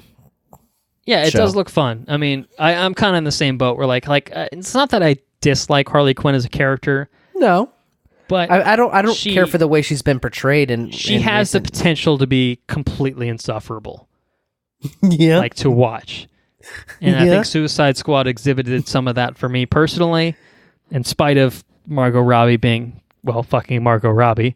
Like, I don't know. And I feel like Harley Quinn's like the pinnacle of missed opportunity. Like, the fucking 90s animated show, obviously, where she debuted, she was great in that. And like, they've kind of morphed her character away from that into kind of, being like, the, I don't know, Harley Quinn that we see now. This does look fun, I think, overall. So I have DC Universe. Been watching Young Justice on it, as I've said. So I might give this a go. It seems like it could be a pretty fun watch overall. Kind of more disposable entertainment kind of thing for me. I'm not expecting a whole lot from it, but if it's good for a few laughs, I think I'd probably be content. Yeah, totally same boat. I tell you, I have been a long fan of a particular show, and that show would be HBO's Westworld. Oh. And Westworld unveiled a trailer to season 3 at San Diego Comic-Con, and it looked really fucking good. I love what they've done with the show, man. Like, yeah, I know people are a little bit down on season 2 for one reason or another, and I will agree that. So they went to India and they went to Japan in season 2, and then exposed more of the world. This one, it looks like we have a whole lot of the world and a little bit of fucking. I think we're getting the real world is kind of what the season is, right? Although there is a Nazi world? Yeah, we got Nazi Germany. Who's going to Nazi world? What the fuck? Right? Is it? Well, the thing is, maybe if it's an Inglourious Bastards type thing, where like, look, you can kill so many Nazis. Or maybe you can kill fucking Jews. Maybe it's a bunch of fucked up people, dude. That's the real white hat, black hat scenario. Yeah. So I mean, are you a racist piece of shit? Or are you a fucking hero? Oh, Jesus. Oh, yeah, fuck. So it looks really fucking cool. I'm definitely about it. We got Breaking Bad's, what's his name? Aaron Paul. Aaron Paul. Jesse Pinkman. Jesse Pinkman. We have the beautiful Emma Thompson. Tessa Thompson. I called her Emma Thompson. That's not right. Tessa Thompson. And the beautiful, what's her name? Evan Rachel Dolores. Wood. Yes. And it looks pretty fucking good. I'm really happy about it. I like that they're reinventing the show, and at least it seems from this, like season 2 was still park focused, and with the way that ended, obviously shit had to go in a certain sort of way. for its third season. And this to me feels just totally out there, totally bonkers. And I'm super excited to see what fucking Jonah Nolan and Lisa Joy have in store for us. Like, I'm sure it's going to be as mindfucky as both the first seasons have been, but I think by virtue of them having to shake up kind of the formula, I think that it's going to be a very, very different season of Westworld. But I know that the cast is game. Talked about how awesome they are, and that's all true. So, and how beautiful they are, which is also true, by the way. The Watcher's in it. Oh, spoiler. Well, we'll talk about it. Yeah. No, it's not. He's fucking cool, man. I'm really excited about Westworld. I don't know. I feel like cool, I have man. just unfair bias. I just love shit. Like the real world aesthetic that they're going for looks fucking cool, man. Like it's all so clean and futuristic, but it also feels kind of dystopian in the same way. Totally it's just dystopian. Kind of it's a little too clean. You know what I mean? Like, I don't know. It's really cool to see what they do, and I don't know, man. Jesse Pinkman getting in on the action. Like, sounds pretty cool to me. And it doesn't look very happy. It looks like he's getting fucked up, probably potentially by some robot I think people. It's going to be trippy. It's going to be challenging. It's going to be weird. It's going to be Westworld, man. Like, I really like season 2, man. Like, I think season 1 was better. I'll agree with that statement if you want to make it, but I really, really enjoyed season 2 and kind of the direction they pushed in. And I think that this is knocking on some really, really interesting, intriguing doors, and I can't wait to see what they do with it. By the way, Thor's brother is in this. Right. Yep. Luke Hemsworth. Yep. That's right. Hemsworth family. Very talented. Very talented family. That's cool. Mm-hmm. All right. And then there was one last bit of news until we get to the biggest of them all. What do you have to talk about? You have one more thing to talk about, don't you? Another HBO project? Well, people asked for help, and I said no. No. So we got some Watchmen news. Yeah. Well, we got a Watchmen. We got more than just news, my friend. Got a Watchmen trailer. Sure did. I am interested to see what they do with this. It looks. I'm still on the gate to where I don't know what kind of story they're trying to tell, and obviously it looks like once again, it looks like almost like a political commentary about what's the current climate. I mean, but that is the Watchmen, I suppose. You're right. But this is a very different telling. Do we know if this is this is, from what I understand, a sequel to the comic book or to the graphic novel? It follows Big Squid in Manhattan. It did look like there were calls. That's why I didn't know if they were just like manipulating the story, because it did look like there were squid on windshields and shit. Yeah, I think this is following off the heels of how the comic book ended, and that's kind of my understanding. And obviously, there are some allusions or direct appearances from characters that we know from the Watchmen graphic novel. So. And I find that interesting. It'll require a reread of The Watchmen, which is, if you haven't reread it, if you don't want to watch the show, that's fine. Whatever, don't watch the movie. But the graphic novel is incredible. I really enjoyed that. And that's worth a reread. It's honestly one of the best graphic novels of all time. Yeah, it's really so fucking excellent. good. I mean, Alan Moore is a crazy asshole. Say what you will about him, but he can write some good shit. Dude knows how to pen a story, and Dave Gibbons' artwork is top notch as well. Watchmen is really interesting, and I like that. I've been kind of I don't know. I guess kind of a little. I want to say iffy on the project, but just kind of a little kind of like, what is this? What is this going to be? You know what I mean? Yeah, right. What are you doing? Like what is Damon Lindelof, the fucking Lost guy, the fucking Leftovers guy, like what's this guy got in store for us? And I like that they're not just doing the straight adaptation of the graphic novel, because I honestly think that despite changing the ending, the Zack Snyder one isn't that far off the mark for what you probably could achieve with it. You know what I mean? Like, you could certainly do a longer version of that, a little bit more extended version of that, but like, well, we've kind of seen it already. It's kind of just, it's the Snowpiercer situation. It's like, yeah, you could just make a straight fucking adaptation of that on HBO, and I would watch it, and it'd probably be pretty cool or whatever. It would probably be better.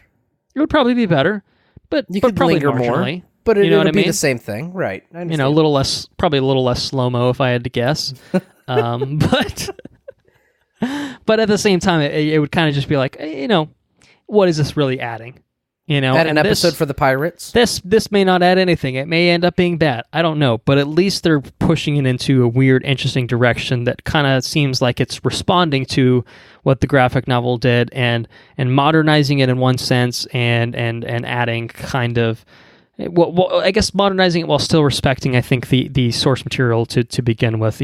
Retaining the feel of a Watchmen while transposing it into more probably modern topics, modern themes, and stuff like that. I don't know.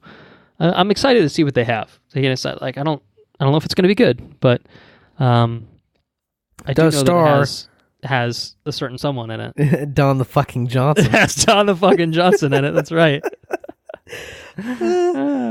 But there's a credit here to Pirate Jenny, so maybe they will tell the story of the black sails or whatever the fuck it is. Remember that? Really? That was really fucking good. Tales of the Black Freighter. Yeah. Yeah, that was cool. Pirate Jenny is the credited name. So I don't know. We'll see what happens. Like I said, I really enjoy the Watchmen. I haven't revisited the Zack Snyder Watchmen in a long time, but the book, the graphic novel left a lasting impact on me, and I think it's really good. So I'm eager to see where they go. Not quite sure where it's going. It looks vastly different, but it does look like an interesting take on political commentary, which is sometimes appreciated, sometimes too much on the nose. We'll see what happens, and we'll go from there. Right.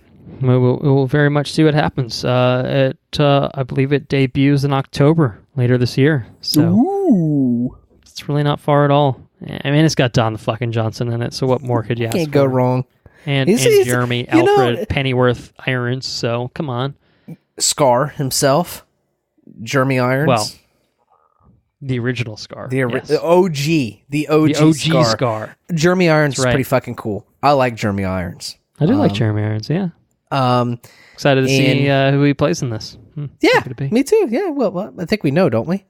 They didn't really confirm it in the trailer, so I'm not going to say it. But yeah, we kind of know. I think we kind of know. Anyway, I got those vibes. He's wearing purple. Yeah. Anyways, the purple might be a giveaway. Hey, I'll let our listeners put two and two together. All right. Anyways, that's I think that might be the extent of my news. Maybe take a look at a certain newspaper clipping and question. Ooh. Question everything. Question authority. There's a blue man that's coming back from Mars, apparently. Fucking Dr. Manhattan. Yeah, that's some badass shit. Do you think they got Billy Crudup back for that from the movie, or if they're pushing in their own direction? I don't know. I thought he did a good job as Dr. Manhattan, though. I thought he nailed it. Yeah. I think Dr. Manhattan really is a good. fucking terrifying character. Like, I mean, they talk about it a little bit, like, and that's the cool thing about the Watchmen is they kind of really they do an incredible job of putting perspective on what it is to be a superhero, because it's like the whole fucking thing, right? Yeah. But then you get like one legitimate superhero, like you get one legitimate mutated human being, and he's just a John Osterman, man. he's just everywhere at once. He experiences past, present, and future at one time. He can duplicate himself. He can make himself big. He can teleport. He can just disintegrate things and separate things. And he can go to Mars and fucking make a crystal castle. Oh, man. Dr. Manhattan is fucking nuts. What a character to put on TV. Dude, I'm just getting excited talking about Watchmen, man. It's fucking cool. And it's cool that they're playing with the mythology without just doing it again. That's true. I'm really, really interested to see like how they intertwine it with what we know about Watchmen, and I don't know. I don't want to go on a Dr. Manhattan. I don't want to go on like a Dr. Manhattan thing. Okay. I think it might be though. It might be. Okay, listen. Dr. Manhattan. They did such an awesome job of, or I don't know who they being, maybe Alan Moore. I don't know. But Dr. Manhattan, they do such an incredible job of, hey, listen, you have this character, and he's completely unstoppable, and you can't do anything about him. But guess what? He has no interest in anything. That he is so detached from absolutely everything that's happening. He really don't give a shit. And he struggles with that, and they do a really good job of the characterization of someone who was connected and is now disconnected and can literally do absolutely fucking anything. And it's kind of sad. It's kind of a sad take on that character, and it's really intriguing. I can change almost anything, but I can't change human nature. That's it. He just looks so fucking cold. Oh, man. I'm kind of excited. Kind of want to go watch a 4-hour Zack Snyder movie. Nothing But not ever really. ends, does it?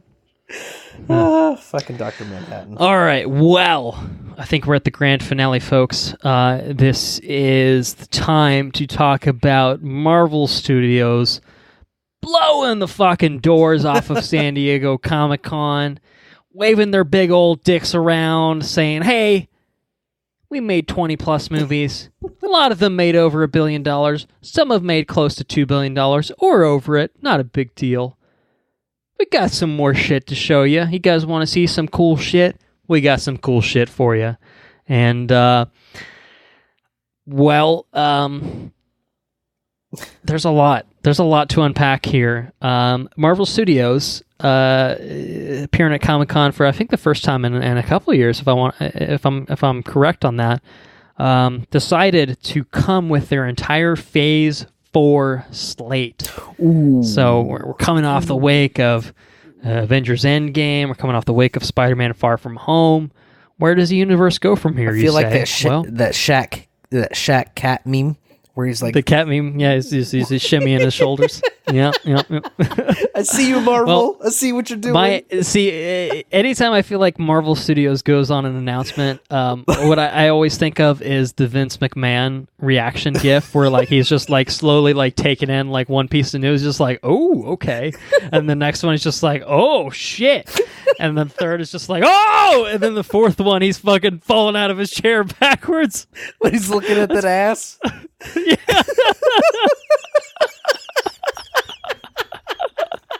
Oh, that's good. That's a good meme. I like it. And that's pretty much how they I feel like that's their blueprints for how they construct a Comic-Con panel. Is just like, we'll give them a little bit of this, we'll give them a little bit of that, and then we'll show them this, and they'll lose their fucking minds, and then we'll give them one last thing, and they're out of their chairs, man. By the way, blah, blah, blah, blah, blah. Yes. Yeah. Oh, and by the way, here's 17 projects for coming in the future. By the way, yeah. So what we're gonna do, is we're gonna go step by step through Phase Thor. Oh fuck. Spoilers. Phase 4 of the Marvel Cinematic Universe. We are gonna go in order of release date, and what this panel included. Was the release dates, or at least the release windows, for not just the films coming from Marvel Studios, but the TV shows coming from Marvel Studios. A first for Marvel Studios, I should say, that they are getting hands-on with television and bringing a lot of shows to Disney Plus, launching later this year, November. They say there might be a lot of money in streaming. We might want to start dumping some shit into that. And the thing is, basically, these are effectively, I think, just going to be mini movies, like 6-8 episode kind of things, starring fucking, A-list Hollywood talent, people that have been in Marvel movies for a couple of years now, or a couple movies at least now, and they're not recasting anybody, that's for sure. No, they're fucking going for it. Like, they are balls to the wall committed, and why wouldn't they be? You know what I mean? Like, coming off the success that they've had, like, their reach knows no bounds. They're just fucking rolling. And maybe we should say something about that success, because Kevin Feige was celebrating the Infinity Saga, which is what they're dubbing Phases 1 through 3. All the movies we've seen up to date, and he let the Comic-Con audience know in San Diego a little something, which is that Avengers Endgame has broken quite the milestone. It's now the top grossing film of all time worldwide. Box office Wow, record. wow, it's the box office breakdown when you didn't expect it, motherfucker. Oh, shit. Yeah. It's breaking records. It's official. Avatar has gone down. They were totally going for the fucking Avatar train when they re-released it with uncompleted CGI to get it back up in they were totally doing the Avatar thing. Yeah, no, I mean, they did the domestic re-release. They released it in several foreign territories as well, and absolutely, they were pushing for it. Now, to be fair, Avatar also had its own re-release, which which is why it was where it's at. I think Endgame, even prior to its re-release, was ahead of where Avatar was in terms of its original when box it re-released. Office run. Oh, okay, I got you. Okay, but either way, there's no disputing it now. There is a new king of box office, and it is Avengers Endgame, man. it's a Marvel movie. It stands at. Oh my god, this is so much money. This is an absurd amount of money. $2 billion, $789.2 million. I mean, what in the fuck? Destroyed it, man. Yeah, well, I mean, it as of now eclipsed Avatar by I think less, probably over $1 million or so. But I mean, it's clearing it by more or less the slimmest of margins, which I think still probably honestly goes to just show how insane Avatar's gross was. Like, holy fuck, Avatar made almost $3 billion.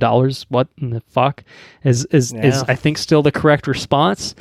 And for an original IP, that's astonishing. Say what you will about 3D upcharges and blah blah blah. I mean, still, the fact that it got where it was is nothing short of incredible. But for Avengers Endgame, the culmination of what Marvel Studios has built since 2008's Iron Man. Fucking hell, what a payoff that has to be for them. And for we talked about Avengers that's a Endgame. fucking franchise deal, dude. It is, man, and it's insane. It's crazy what they've cultivated, and I'm all about it. Obviously, I'm all about it. I fucking adore pretty much what Marvel does. Typically, not that they've crushed it every single go around, but certainly recently, I think they're usually consistently really good movies. An incredible job, and I think the consistency is the key. Like it's really insane that like their worst movie is like a totally fine movie, and like that's the biggest complaint you can levy about it. It's just like, oh, it was mediocre. I'm like, well, they're doing all right for themselves, it's aren't still they? a mediocre movie, and it was still probably what I mean? badass. It was just mediocre. Right, yeah, it was just like, that was a solid fare, not anything groundbreaking, but hey, I had fun with it. It just wasn't, didn't blow my socks off or anything like that. But I don't know how they do it. I mean, they make multiple movies a year, and well, I guess maybe I do know how to do it. It's ultimately Kevin Feige is probably what it comes down to. Honestly, if you had to point the finger at how or why or any of those questions, like you have a man in charge that 100% knows what he's doing, loves the comic books, loves the source material, feels like, hey, the way to success is to just adapt what's worked. And lo and behold, it's obviously paid off in this massive fashion for them. So, yeah, obviously we have some Disney paychecks rolling in. We're getting a little bit of cut of that $3 billion coming in our way. It's fucking cool. It honestly is really cool. I mean, obviously there is nothing else like it ever. Nothing else like it ever. No, I don't think so. Yeah, I mean, it's and for it to pay off the way it has is astonishing. That is awesome. To see it take this seemingly insurmountable record is really cool. And the crazy thing is, like, The Force Awakens still made over $100 million more than it did in North America. So it's like The Force Awakens has this ridiculous domestic record. Now Avengers Endgame has this worldwide record. Yeah, Disney's feeling good about themselves, obviously. But what's next? What breaks those records? Something's going to happen eventually. How long is it going to take? Avatar stood since, 2007? Something like that? Like, fuck, man. Like, still, I mean, to stand for a decade's worth I don't know. I mean, that's a good amount of time. So, I don't know. It's hard to predict. But we haven't even dug really into the fucking cool. Marvel news yet. I mean, that is Marvel news, but I mean, we are on the cusp of doing that. But as a side note to the box office, Far From Home is officially the highest grossing Spider-Man film ever. I'm okay with it. At about $970 million, I think is where it stood last I checked, and it's going to clear $1 billion within a couple days if it hasn't already.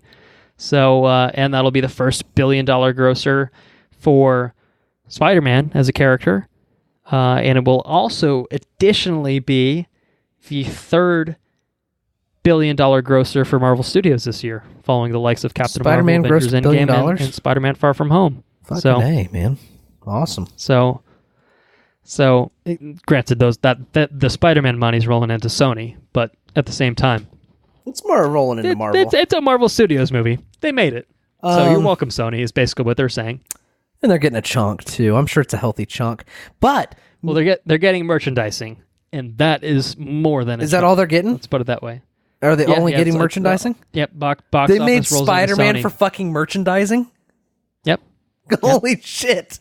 That speaks volumes about how much the creators of it speaks volumes of the studio itself and the stories that they want to tell. Yeah, if they'll we'll tell the make story your fucking movie for you for but we won't merchandising. make the money from it. Yeah.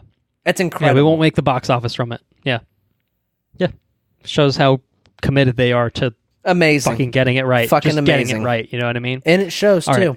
And I'd So- like to go one step further to earn my paycheck. Oh. Okay. Forgot what I was going to say. I lost it. I was on a hype there for a minute, but I fucking I lost it. Sorry. Well, you ain't getting paid, motherfucker. That's not how this works. It's not how any of this works. I lost Well, it. I apologize. I'll tell you what, sir. I'll tell you what. We're going to get into Phase 4 announcements going in order of release. And if anything comes up that might get you that paycheck back, feel free to interrupt. Feel free to earn it. So let's start with a feature film that will be releasing on May 1st of 2020, less than a year away. It's Black Widow. Cool. Does that okay? That's cool. Well, I'll increase the hype level a little bit more because I know something that will get you going. What's that? Someone that will get you going. Well, I'll get to her in just a minute. I would like to talk about the cast that's been confirmed for this film. Okay. Scarlett Johansson, obviously reprising the role as Black Widow, and this is a movie that will be taking place apparently after the events of Captain America: Civil War. Now, you might expect that they would not take place post-Avengers Endgame for a very certain reason. So this is a prequel of sorts, although maybe not a full-on prequel as many expected it to be. Okay. Digging into the Red Room and Natasha's past and such, although I expect we'll get an aspect of that. So joining Scarlett Johansson are Stranger Things' David Harbour, 80s action Hopper hero. himself, Yeah. 80s action hero Hopper himself, playing a character by the name of Alexei. No shit. The character Alexei is apparently the character Red Guardian in the comics, which is basically the Soviet Union's equivalent to Captain America. So that No might be shit. interesting. That's fucking cool. So Wow. we'll see what they do with that. We'll see what direction they pull with that. Okay. Joining him is Florence Pugh, who we both recently saw in Midsommar as the lead in that. Okay. All right. As, whatever her character's name was, the one that was freaking out, and everyone was just like, "Yeah, you freak out, girl. We're gonna freak out right alongside you," Okay. because that's what we do in Sweden. So she is playing Yelena Belova, who is another Black Widow from the comics, kind of a shit. younger, Oh, more intense, probably. She's the new Widow, maybe perhaps we'll see. O.T. Fag Benley is also joining as a former associate of Natasha Romanoff. Okay. And the one that I think that's going to get you, Rachel Weisz, Holy joining. shit. joining the cast. Is she like the matriarch Black of the Widow. widows? She said that she's playing a pretty tough chick, quote unquote, at the Comic-Con panel. She's playing a character, I believe, by the name of Melina, and she's speculated to be an adaptation of the character Iron Maiden, who is Hey, that sounds cool as shit. Who I think wore like an iron suit type thing. Was part of some sort of like female villain group, basically. So I'm expecting they're probably not taking too much inspiration from the comics and maybe just doing their own thing. But you're bringing in Rachel Weisz, man. Yeah, fuck yeah, I'm all about it. Okay, all right, yeah, I'm in. We got. And I didn't even mention one thing. And there's more. Well, I don't know who's playing the villain in this movie, but we do know that the villain of this movie is the copycat Taskmaster. He's got a little buckler shield, right? And a hood and a skull mask. And a skull mask. We got some concept art that dropped featuring Taskmaster facing off with Nat. And it looked pretty cool. I seen it. I won't lie. I saw it. And okay. You're digging it? I thought it looked like a more believable, like, I don't know, just seemed like a more grounded version of what the Taskmaster would be. It's not a full on like skull face type thing, like a Skeletor. He's obviously wearing like a combat helmet or something, which is okay. Yeah, I liked everything about it except he was wearing like the shades is basically what it looked like the visor. On the mask. He's wearing. I think it would look some shit. I think it would look better if it was closer to like the sunken in kind of skull eyes that we got in the individual comics, lenses. Yeah, right? something like that.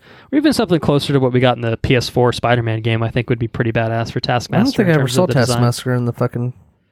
I can't remember. He fucks with you, so... I don't know. He just shows up randomly. He's just like, hey, take my challenges, motherfucker. So. Can't remember. But it sounds really fucking cool. That's cool. Yeah, Taskmaster basically, like his whole shtick is that like he can see what people do and basically... manipulate him. He could do that basically. Oh, so he can fucking. So yeah, he just has like the ability to just reflexively copy anyone's abilities. Basically, not like I don't think he can't replicate powers, but like he sees Captain America being a badass with a shield, so he watches that and he's just like, I can use a shield. I am now Captain America with a badass shield. Basically, it's kind of like his. He's got like reflexive combat memory. That's fucking cool. Which is cool, and it feels like a really good threat for Natasha. Like, I think that's a good, somewhat grounded, but still kind of out there kind of threat for her, where it's not like, oh, she's not fighting off against, fucking space aliens and shit like that. But it's a grounded shit. but still believable threat, I think, for her. He's like a spy character. He's an espionage kind of guy, right? Yeah, and I think that's cool. I think the vibe they're going for is pretty cool. They showed off some footage from the movie, which people are kind of saying is very Bourne kind of feeling, very Winter Soldier-esque in terms of the action. Oh man, I went silent fucking ass kicking like in the beginning of Winter Soldier with the ship. Yep. Oh yeah. I don't know. Man. Yeah, we'll see. I think it's probably closer to like the Captain America Bucky fight in the middle. Like the knife. Okay. He's fucking swinging his knife around and shit, and like very visceral kind of hand-to-hand combat. Like that's what it sounds like we're getting. Is like a lot of hand-to-hand kind of fucking Marvel, man. That's cool. Up close up kind of stuff. So it's cool. It's cool. May 1st, 2020 is directed by Kate Shortland. Right around the corner. Right around the corner, man. So I expect we're going to see footage from it shortly. Maybe Star Wars, maybe Rise of Skywalker will get something with it. So we'll see. Next up in the lineup is a TV show coming to Disney Plus in fall 2020, and it's a TV show called The Falcon and the Winter Soldier. One of the best logos released, I think. One of the best logo treatments.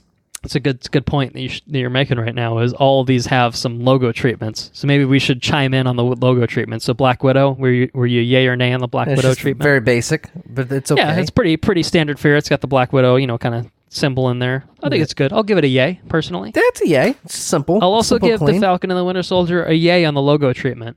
It's a bit of a mouthful of a title, but it's certainly descriptive. And it looks fucking, that logo treatment's gold, man. I think it's really cool. The logo treatment looks pretty I would say that for as many words are there, it looks pretty cool.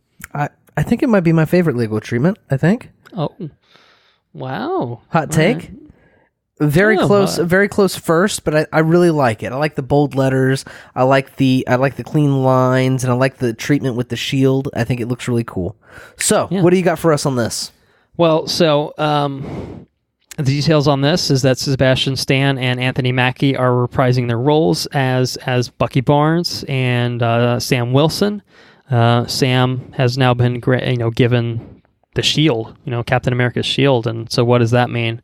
I guess we'll find out. We have learned that Anthony Mackie just did very recently, as of the Comic-Con panel happening, a costume test for his own Captain America costume. So whether or not we see him wearing that for the show, maybe that's kind of like a last episode kind of thing. I don't know, but that's fucking cool. I need to look that up real quick. And well, we don't know anything. We don't have any issue. We don't know what the costume looks like. He just said that. Oh, okay. They didn't release it. Yeah, they didn't show anything that cool. Yeah. It's like, oh fuck! I can't believe I missed that. No. Yeah, they were just giving us a little tease at like, hey, I tried the shit on. Fucking Captain Falcon is coming, man. Oh, fucking Captain Falcon. The biggest thing that they showed was a bit of footage that we didn't get to see because we're fucking peasants that couldn't go to San Diego Comic-Con.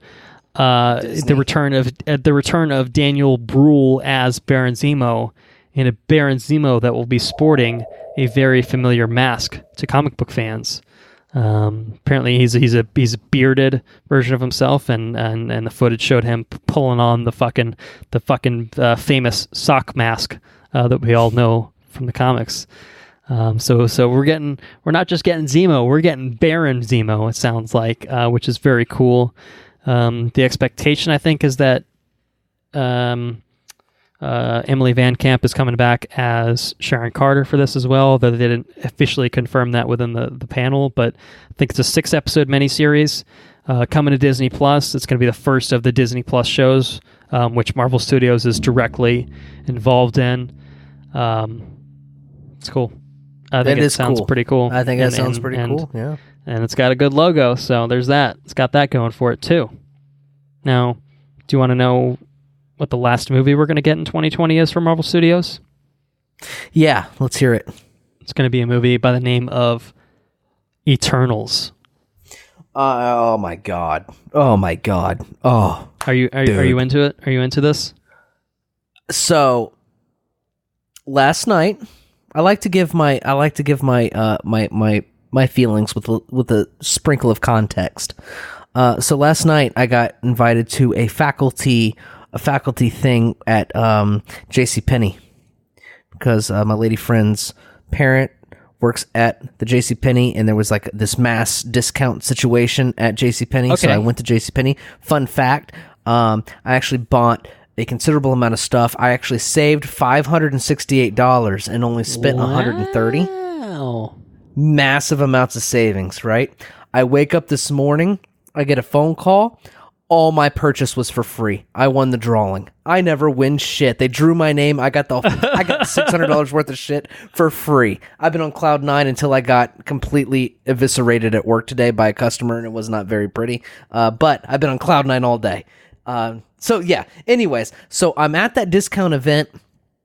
I've shopped till I dropped. I'm sitting down in the shoe section on the little stool where people try on their shoes. Can't walk anymore. I'm tired. No one, I just want to leave. And I'm reading about the Eternals. I didn't know anything about the Eternals. For some reason, I thought that they were the giant robots with the decapitated head in nowhere. Yep. But they're not. They're not. That's right. And after I read, what I did was I looked up the announced cast, and then I read about each announced character, and I was like, that's really fucking cool, man. It's like an Ancient Alien situation, and I'm seriously about that shit. This is Marvel Studios flexing their muscles. Like, they're getting weirder and weirder with kind of the projects they're taking on, and that's cool. Like, Guardians of the Galaxy was obviously kind of like a risk back in the day, and this feels like kind of like the next thing, where it's just like, oh, Guardians is an established property that's going to make $1 billion too. But now the Eternals can. This is getting weird and cosmic and out there. But fuck me dead. That is a ridiculous cast they've assembled, and I'll get to that in a second. So let me. I know you obviously did a little bit of a deep dive yourself on the Eternals, but what the Eternals are is they're an immortal alien race created by the Celestials, who are the big fucking crazy ass things. So nowhere is the severed head of an ancient Celestial. That's a Celestial. Ego, the living planet, was a Celestial. That fucking. I didn't know he was a Celestial. That big fucking thing that we see in the Collectors. Oh, with the thing fucking in the staff. first Guardians, where he's fucking killing everyone on the planet. That's a Celestial. And we got a concept art of Celestials as part of the Comic-Con. Did you see that? Yeah, with like 4 or 5 of them, they're just walking. And the crazy thing about that is it's not really a subtle thing, but if you're not really totally paying attention to what you're looking at, you probably just miss it. What the way the scale, the way it's depicted there is I think a little bit subtler than you might expect. There's clouds that you can see in that, and the clouds are below their knees, which shows you how fucking massive those Celestials are. The crazy, dude. The cloud level. Everybody was living below in the head. their knees. Everybody was living in one of their heads and nowhere. And Guardians look how of the big Galaxy. that was. Yeah, it's crazy. So the Celestials are fucking insane, otherworldly beings that have created the Eternals, who are basically, they look like humans, but they're these immortal aliens that are sent to Earth to protect humanity from an evil race of people called the Deviants. So we don't know a whole lot about what the Deviants are going to look like or who they're going to be in terms of what the movie is going to look like, but we do know a good amount about who the Eternals that we're going to follow are. Certainly in terms of cast, and they announced all the characters they're going to play as well. So let's go through the cast, shall we? All right, let's do it. Angelina Jolie, officially confirmed, joining the MCU as an Eternal named Thena. Who is like the Greek goddess Athena, but she's not. She is actually she's like the representation of the Greek god Athena, because the Eternals took the Olympians' place in watching over Earth. Well, that's pretty cool. Anyways, that's kind of like... Richard Madden, Rob Stark, the King of the North as Icarus.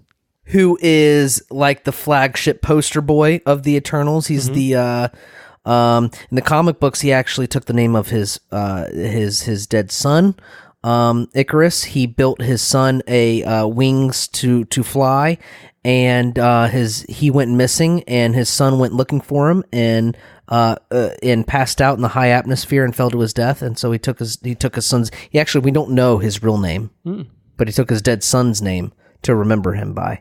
Yep. And he was born in Siberia, but that it wasn't called Siberia then. It was called like Polaria, I think is what it was called. Anyways, tangents. Kumail Nanjiani as Kingo. I don't know about Kingo. Well, Kingo's an Eternal, and we do know that, and Kumail Nanjiani, we know it to be great. So that's good. That's cool. Lauren Ridloff as Makari. Not sure about her either. Can't remember.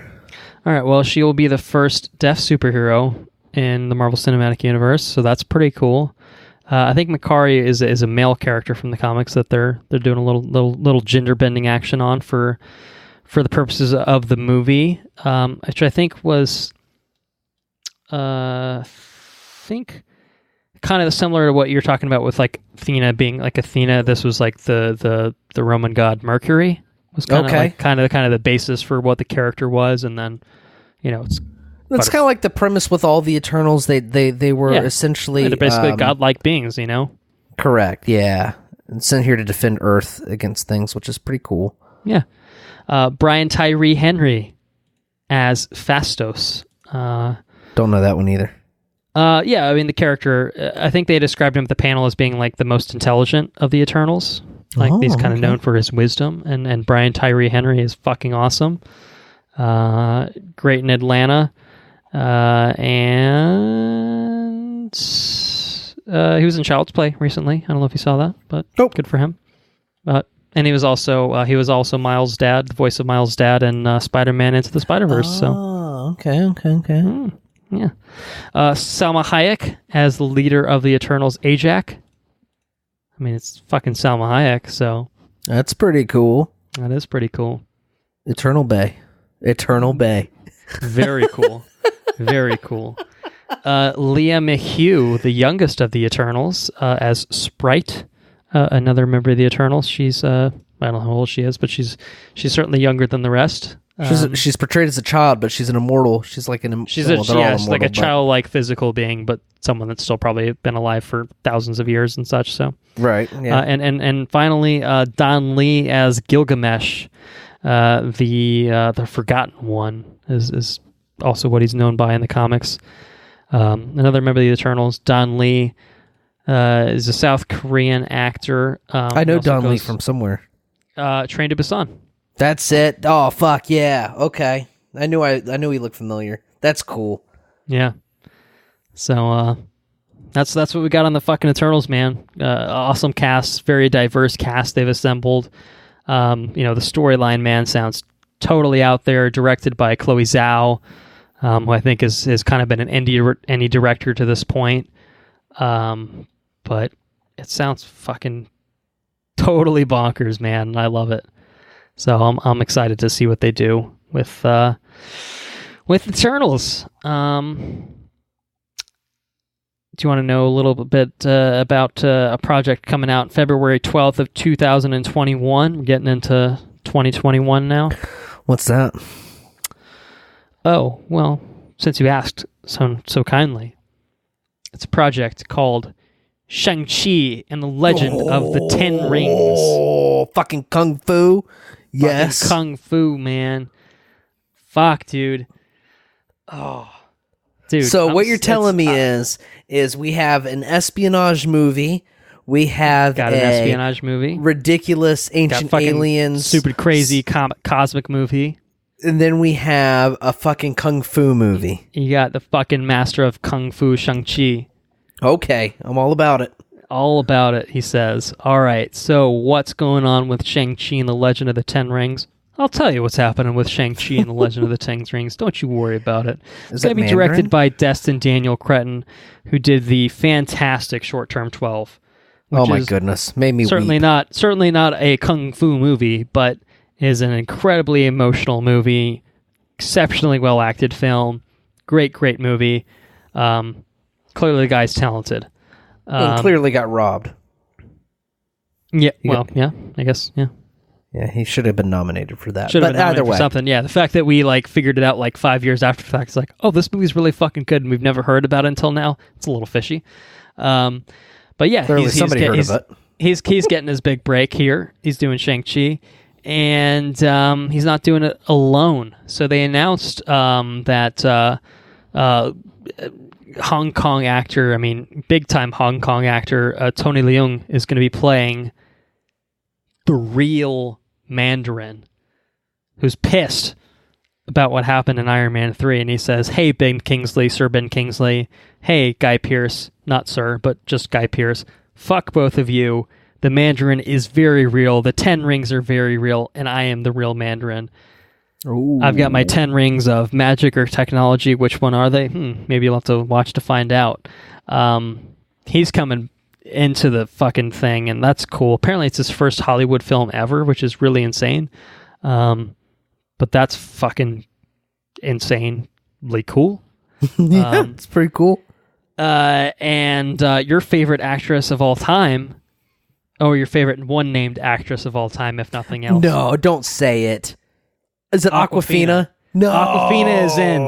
Awkwafina is in Shang-Chi, man. And she's I saw a trailer for something that she was in not too long ago. I don't remember what it was in front of, but she looks really fucking good in it. And I mean, not like a pervy sort of way, just in this movie looks really good. And okay. Well, Awkwafina looks pretty good too. It's totally. Well, right. I'm not disputing that, but that was not the context in which I was trying to say that. It's called The Farewell. I just looked it up.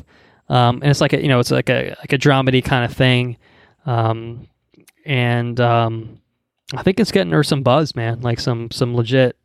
Well, she'll certainly have buzz after starting a Marvel movie. Well, certainly that will. I mean, she's doing all right for me. She's kind of came out of nowhere, man.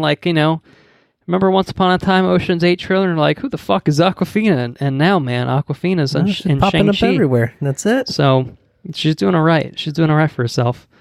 So she's going to be in it, which I know excites you very greatly. And we've learned who our fucking Shang-Chi is going to be. It's an actor by the name of Simu Liu, who is a Canadian Chinese actor. I'm unfamiliar with his work. He definitely looks the part, I can tell you that. I know he's on a show by the name of Kim's Convenience, which I think is a Canadian television like sitcom kind of thing, and I've heard he's really good on that. But he's in the Taken show. He's in the Taken movie, or the Taken show rather. The TV show, right? Yeah. He was in like one episode of The Expanse last season as well. I don't remember. I don't know who he was in that, but he was also in Orphan Black. Yeah.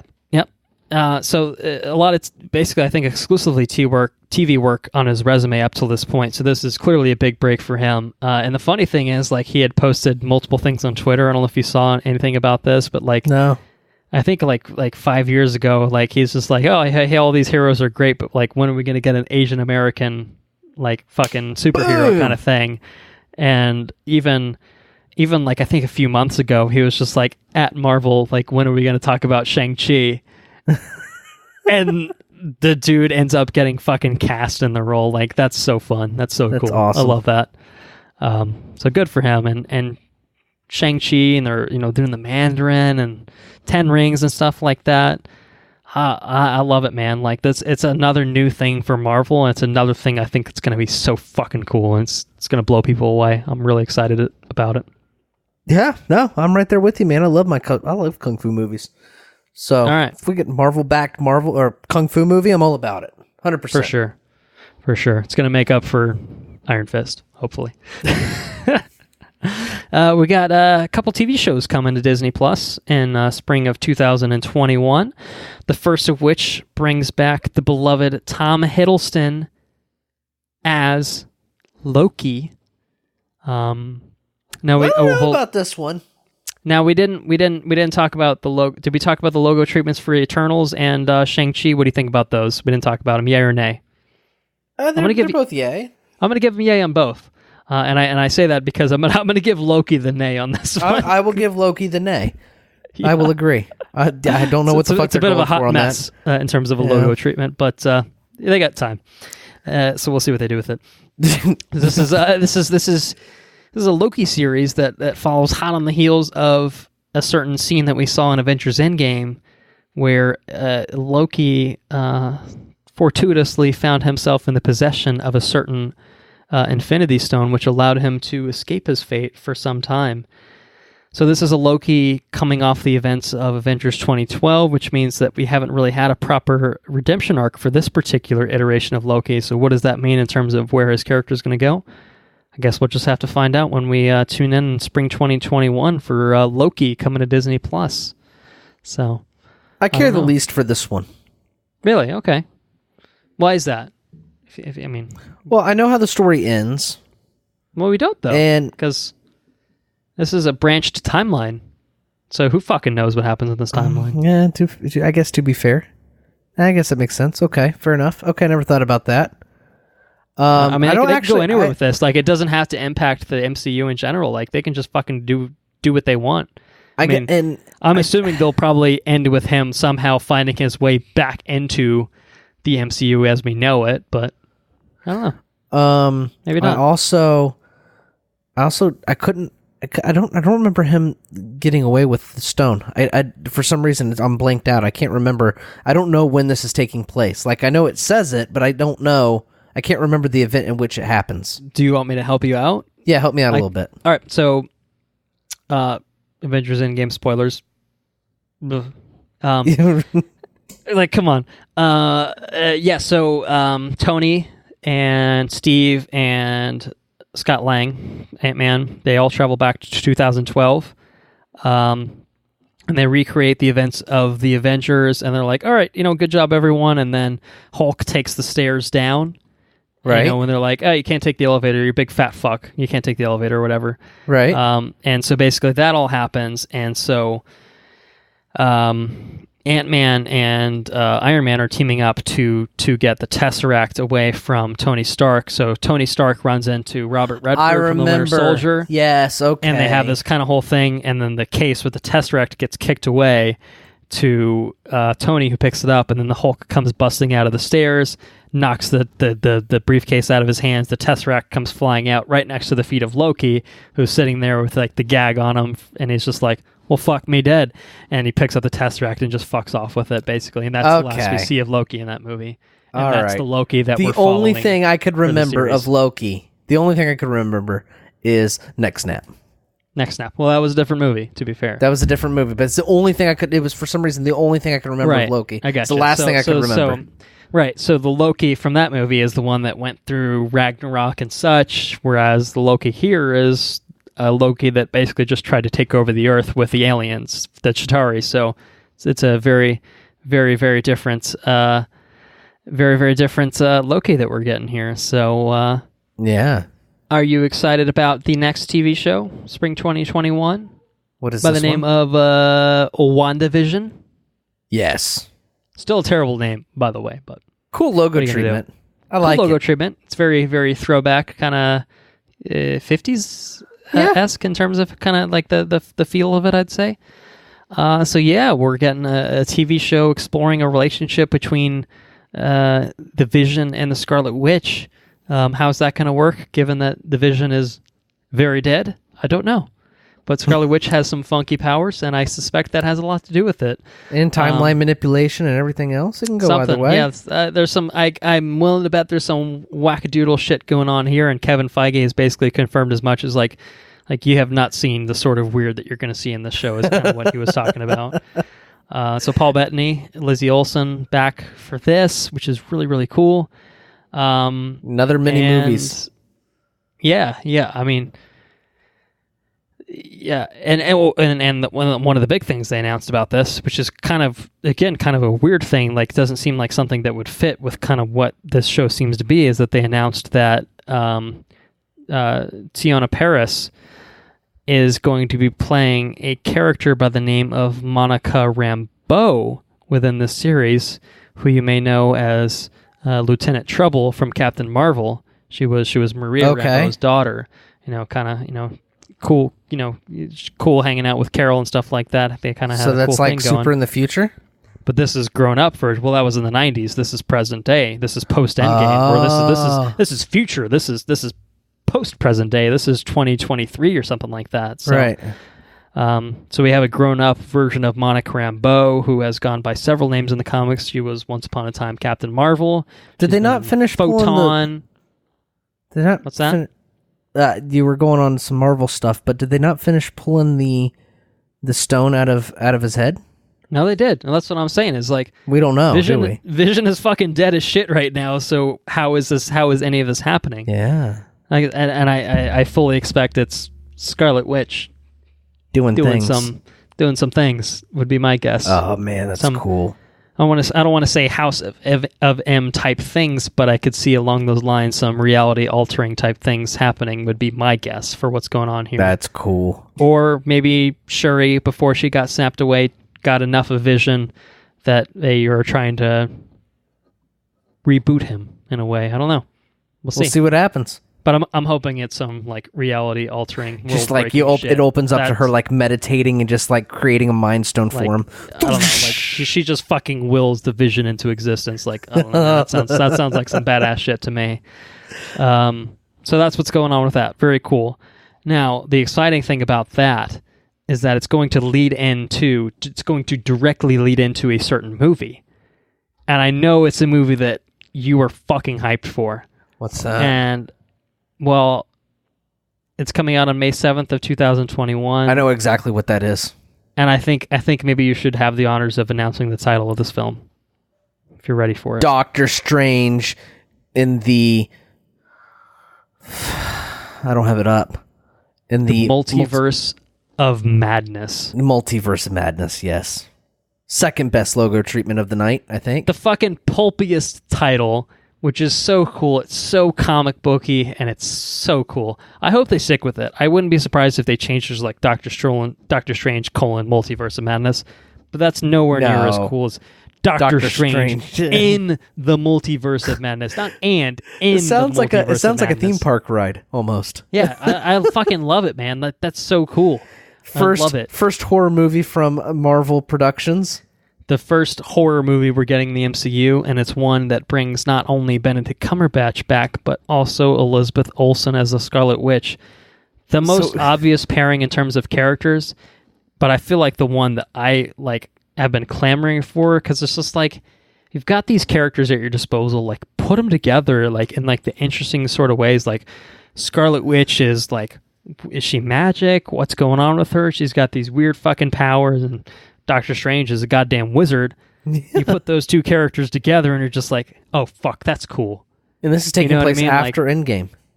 And this is after Endgame. So this is a Doctor Strange that knows his shit. Yeah. But the thing that I think they kind of talked about, I think it was Benedict Cumberbatch or director Scott Derrickson, who's coming back from the first one, they talked about is like, yeah, like with the Doctor Strange that we saw in both Infinity War and Endgame was kind of an in control Doctor Strange, Stephen Strange that knew his shit. And the interesting thing that they wanted to do with this is kind of put him back in this place where he's not going to know what the fuck he's doing, because he's going to be challenged by some freaky deaky shit like a fucking multiverse. That's of pretty madness. cool, I guess. Yeah, that's pretty You cool. know, so what's going on with that? Like, you know, like it's Doctor Strange out of his element because things are getting even too weird for fucking Doctor Strange at this point. Like that sounds the awesome. trippiness, man, is I think it's going to be so cool. And I know Scott Derrickson is a huge fan of what Ditko did with Doctor Strange in particular, and I think that this is really trying to be a throwback to that. So. And Doctor Strange. I mean, I've read a few couple. I'm not a huge comic book guy, but I've read a few Doctor Strange things, and he's got. I mean, he's dealt with vampires.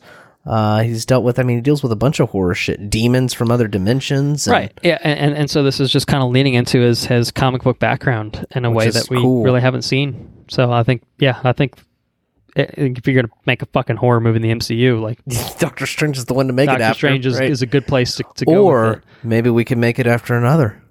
I don't know. I don't know. Summer 2021, we're going to get another Disney Plus series. It's going to be the first animated series ever in the Marvel Cinematic Universe. And it's a show that's going to be called What If? That's cool. What if? I don't know. And it's kind of this tales of alternate stories kind of set within the Marvel Cinematic Universe. I think when this was first reported on, one of the alternate stories was what if Peggy Carter got the super soldier serum, was kind of one of the alternate stories. Oh, okay. So it's things of that nature. And it's going to be, I guess, kind of presented by the Watcher, the character of the Watcher, who is watching things and saying, well, what if this happened? And the Watcher is going to be voiced by Westworld's Jeffrey Wright. Very nice. Which we kind of alluded to earlier. So that's really cool. And it's featuring a lot of the voice talents of previous Marvel Cinematic Universe actors, from the likes of Michael B. Jordan, Chadwick Boseman, Jeff Goldblum, Michael Rooker, Haley Atwell, Stanley Tucci, and many, many more. There's a lot of people coming back. All of them, from what I heard, right? I think most of them, yeah. A vast majority of them, right? Yeah. So that'll be really cool to see what they do with this Disney Plus animated series. So it's panning out to be a thing. Very, very different kind of direction for Marvel, but really cool one. In fall of 2021, we're getting a little television show starring one of the best musicians in the bloody world, Jeremy Renner. Setting the world on fire. He's the main attraction of a show called Hawkeye. Well, that's cool. As a side note, I think I shared this with you recently, but I don't think we've talked about it on the podcast at all. Jeremy Renner, he's just going for it. You know, he's trying to build a music career for himself, and he's going in a real Imagine Dragons type direction in terms of his music style, which is fine. We That's talked cool. about music at the top of the episode, and I'm not gonna begrudge anyone that likes Imagine Dragons. All right, look, one of my favorite Arrow moments is fucking Radioactive, man. Looking in that window, I can see it. I can see it in my Tommy mind. is seeing fucking Oliver banging the shit out of Laurel, and it's a real emotional moment for everyone invested in Arrow at that point. And so, anyway. And also, that fucking cool-ass Mission Impossible Fallout trailer had Imagine Dragons in it. Did it? Can't fight the feeling! That was Imagine Dragons, man. Oh, okay. So Jeremy Renner, if you're going to do something, some pretty all right. So anyway, I'm not going to say that his songs are great or whatever, but, if that's your favorite thing in the world at the moment, that's good for cool. you. Yeah. That's totally cool. Absolutely cool. Not my favorite thing in the world, but I think you should stick to acting, but that's just one man's opinion.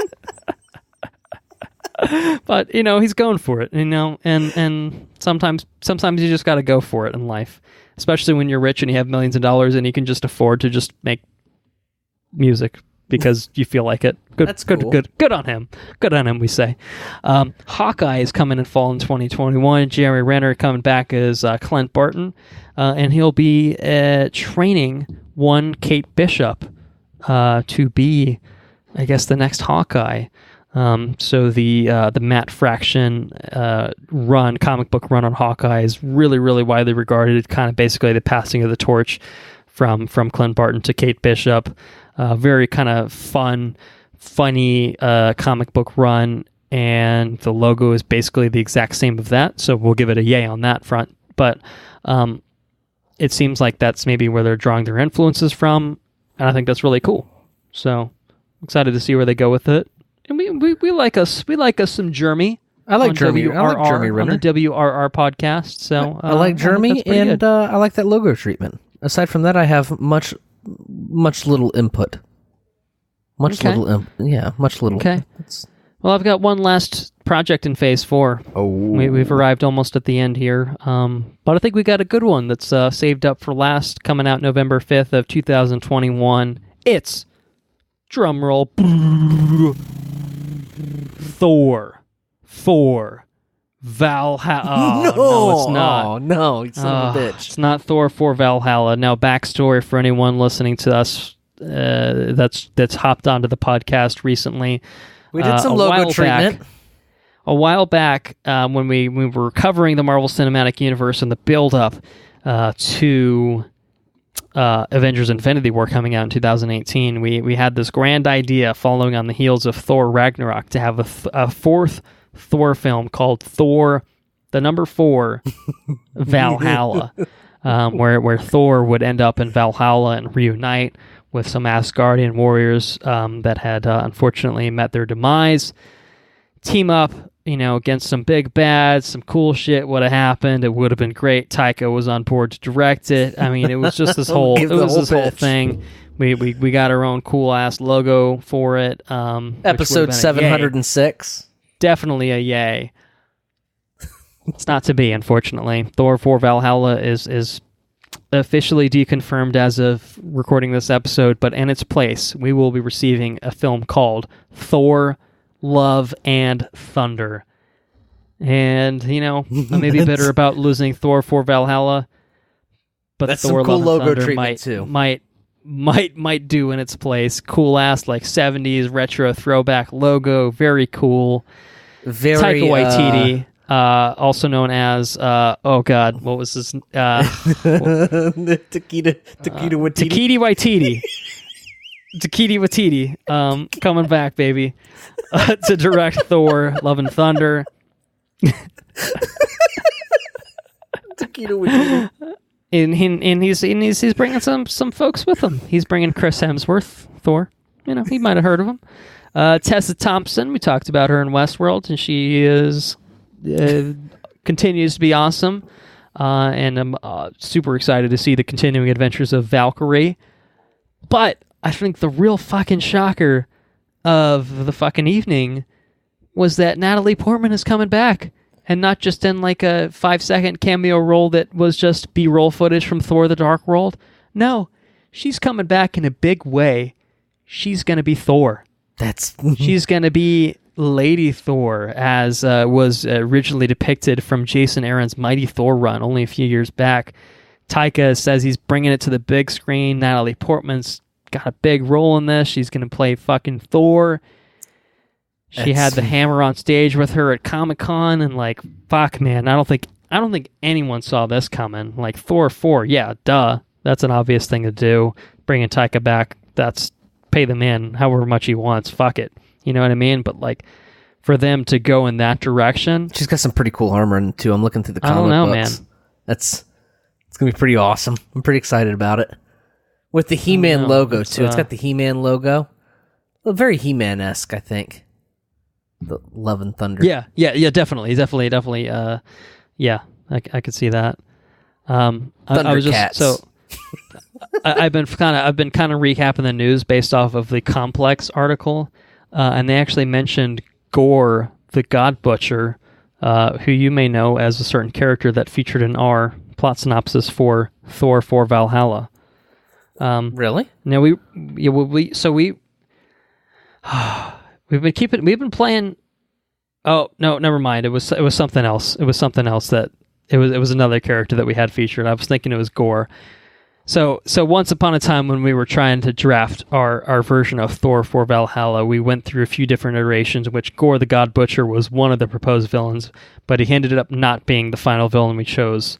So, I mean, given that Thor 4 Valhalla is not happening, should we just go ahead and propose our film on the record? Yeah, propose it, dude. Lay it out there. I don't think it's going to happen.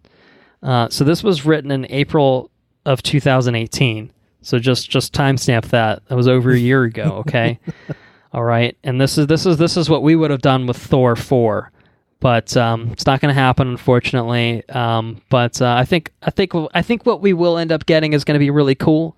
But I think that we could have had something really cool that Andrew and myself would have worked on. But here it is. Watch, review, repeat, exclusive. You heard it here first, folks. Thor 4 Valhalla. Thor, bested in combat by the dark god Pericus, finds himself in the land of the slain, Valhalla. Reunited with Asgardian warriors of the past, Thor must combat the influence of the nefarious Enchantress and raise an army to prevent the dark gods from conquering the Nine Realms. Without Thor, Valkyrie and Hulk decide to unite a new team of Revengers with Korg, Meek, and newcomers Lady Sif and Beta Ray Bill to rescue Thor. That would have been cool. So that would have been it. That would have been the movie, guys. And I'm not going to lie, that still sounds pretty fucking sick. So Thor 5, we're happy to write it, Marvel. We're happy to. Disney, give us a call. Give us a call anytime you want. But anyway, Thor Love and Thunder, man. It's happening. Some cool-ass shit. Was that it for the Marvel Studios panel? I think that was it. Oh, no, it wasn't? Is that what you said? You said there's a few other things that they wanted to talk about? Sprinkle a little sprinkle in there, you know? Little Salt Bay action. They're sprinkling a little shit on top of that. McMahon action. Yeah. A little Vince McMahon. Yeah, this is the real chair fallout moment. All right, well, we should probably say that Kevin Feige, president of Marvel Studios, just offhandedly confirmed that sequels to Guardians of the Galaxy are happening. We knew that. Volume 3 is coming along. Not a surprise there. James Gunn back on board. Black Panther 2, it's happening. We pretty much knew that, but good to have confirmation. Captain Marvel 2, happening. Good to have confirmation of that. A little Fox property by the name of Fantastic Four is coming along. But he didn't give us too many details on it. He didn't give us any details other than to say, hey, it's happening.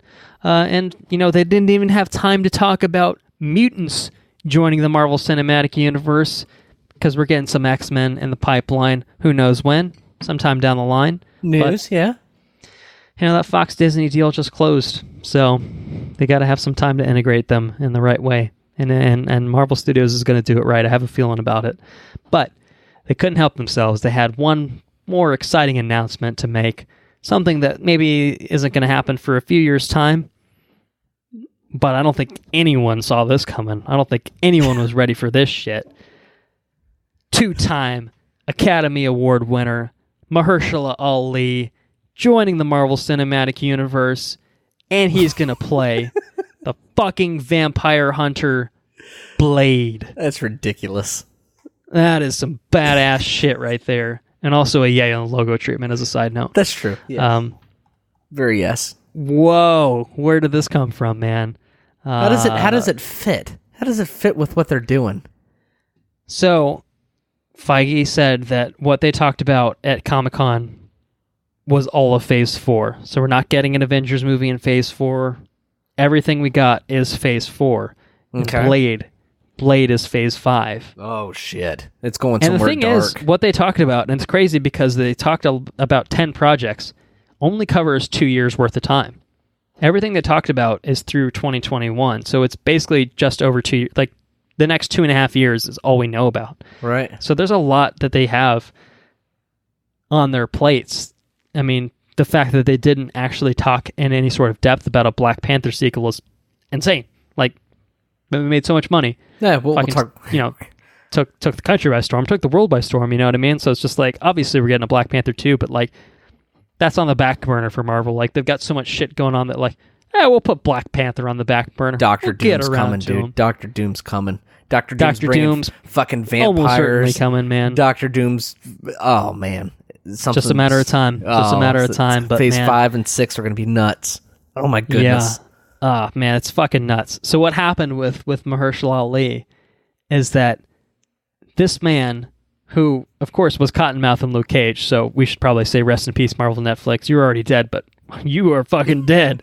And possibly non-canon now. I guess we'll see how they handle things moving forward. But he called up Marvel Studios. The absolute madman called them up and said, hey, I want to play Blade. I want to do Blade. And Kevin Feige said, okay. yeah, all right, yeah.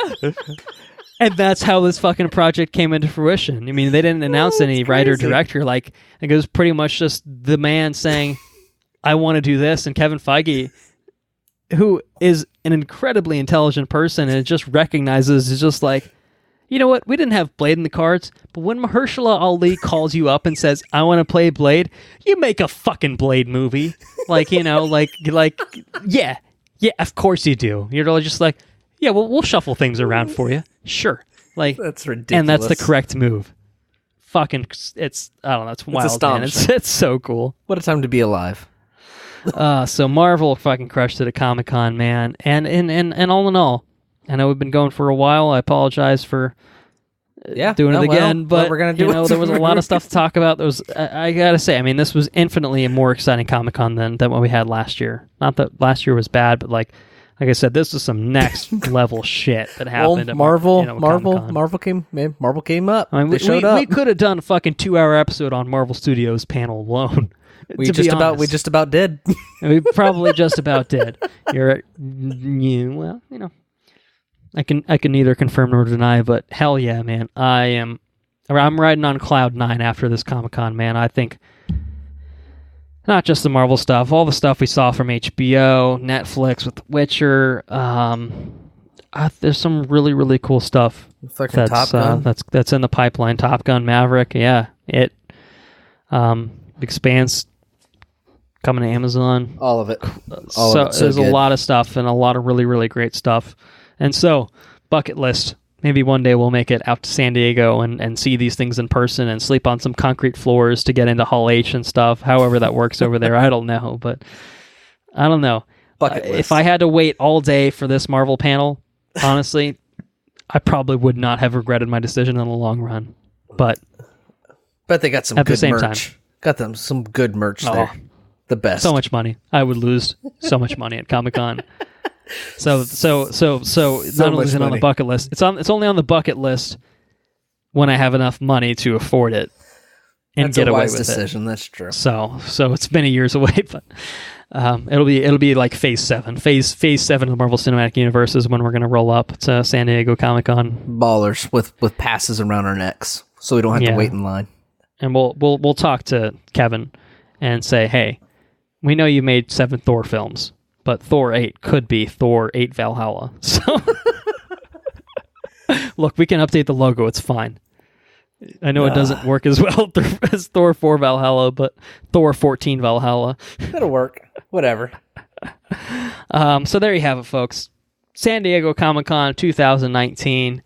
What a time to live in. Andrew, what have you been up to? You been up to anything exciting? No. Went to my first country concert. That's true. You talked about that. Yep, and I think I've said everything I've been up to throughout this podcast. To be honest with you. Well, very cool. I don't have anything. Yeah. Well, that means we can press along. I started Chernobyl. Ooh. 3 episodes in. Got 2 to go. All right, we'll talk about it when you finish. Yeah, I think we can do that. I can say for now, as a placeholder, fuck. Real good. Shit, man. It's so good. Wow. HBO. You did something Really? there. Really? You really did a thing. Really? You fucking bust out Chernobyl and you pull that shit with Game of Thrones? What the fuck? Yeah, it's really great. So that's kind of the one thing I have been up to. And yeah, fuck. We'll talk about it. We'll talk about it. So yeah, that's what I have for you. We're going to be talking about The Lion King very shortly, and maybe I'll have had an opportunity to finish Chernobyl by the time we do that. That'll be my goal. So thank you all for listening. Thank you for sticking with us for another long-ass fucking episode of Watch, Review, Repeat. We're breaking a habit of it, but just how the cookie crumbles, man. If you enjoyed what you heard, please spread the word. If you want to follow us on iTunes, subscribe to us on iTunes. That's the language I'm looking for. We're on Spotify. We're on tons of different platforms, YouTube, stuff like that. So if you think anyone might be interested in listening to us kind of, talk about Comic-Con, any other movies, TV shows, stuff like that, please spread the word. Let your friends know about us. That would be cool. Patreon, if you like us so much that you want to help us out, keep the podcast going financially, Patreon is the way to do it. Head to watchreviewrepeat.com and click the premium tab, and then click the become a patron button on that page. $2 a month will get you access to bonus episodes that we do on a monthly basis, or / will be doing on a monthly basis moving forward, as well as early access to all of our regular episodes. And why we have Patreon is we have hosting costs for hosting the podcast itself, for our website and stuff like that. So there's a little bit of upkeep that we have. And Patreon is just a way for us to kind of help mitigate some of those costs. It's not a totally self-sustaining process, but we love what we do. And we hope that our listeners and we enjoy. do it for you. We love what we do, and we do it for you. That's right. That's our new slogan. We love what we do, and we do it for you. And also, if you heard it here first, and if you enjoyed what you heard, spread the word. We got a lot of catchphrases, but it's a new one, and we're adding it to the repertoire. So if you want to kind of help us out in that way, Patreon's the way to do it. No pressure though.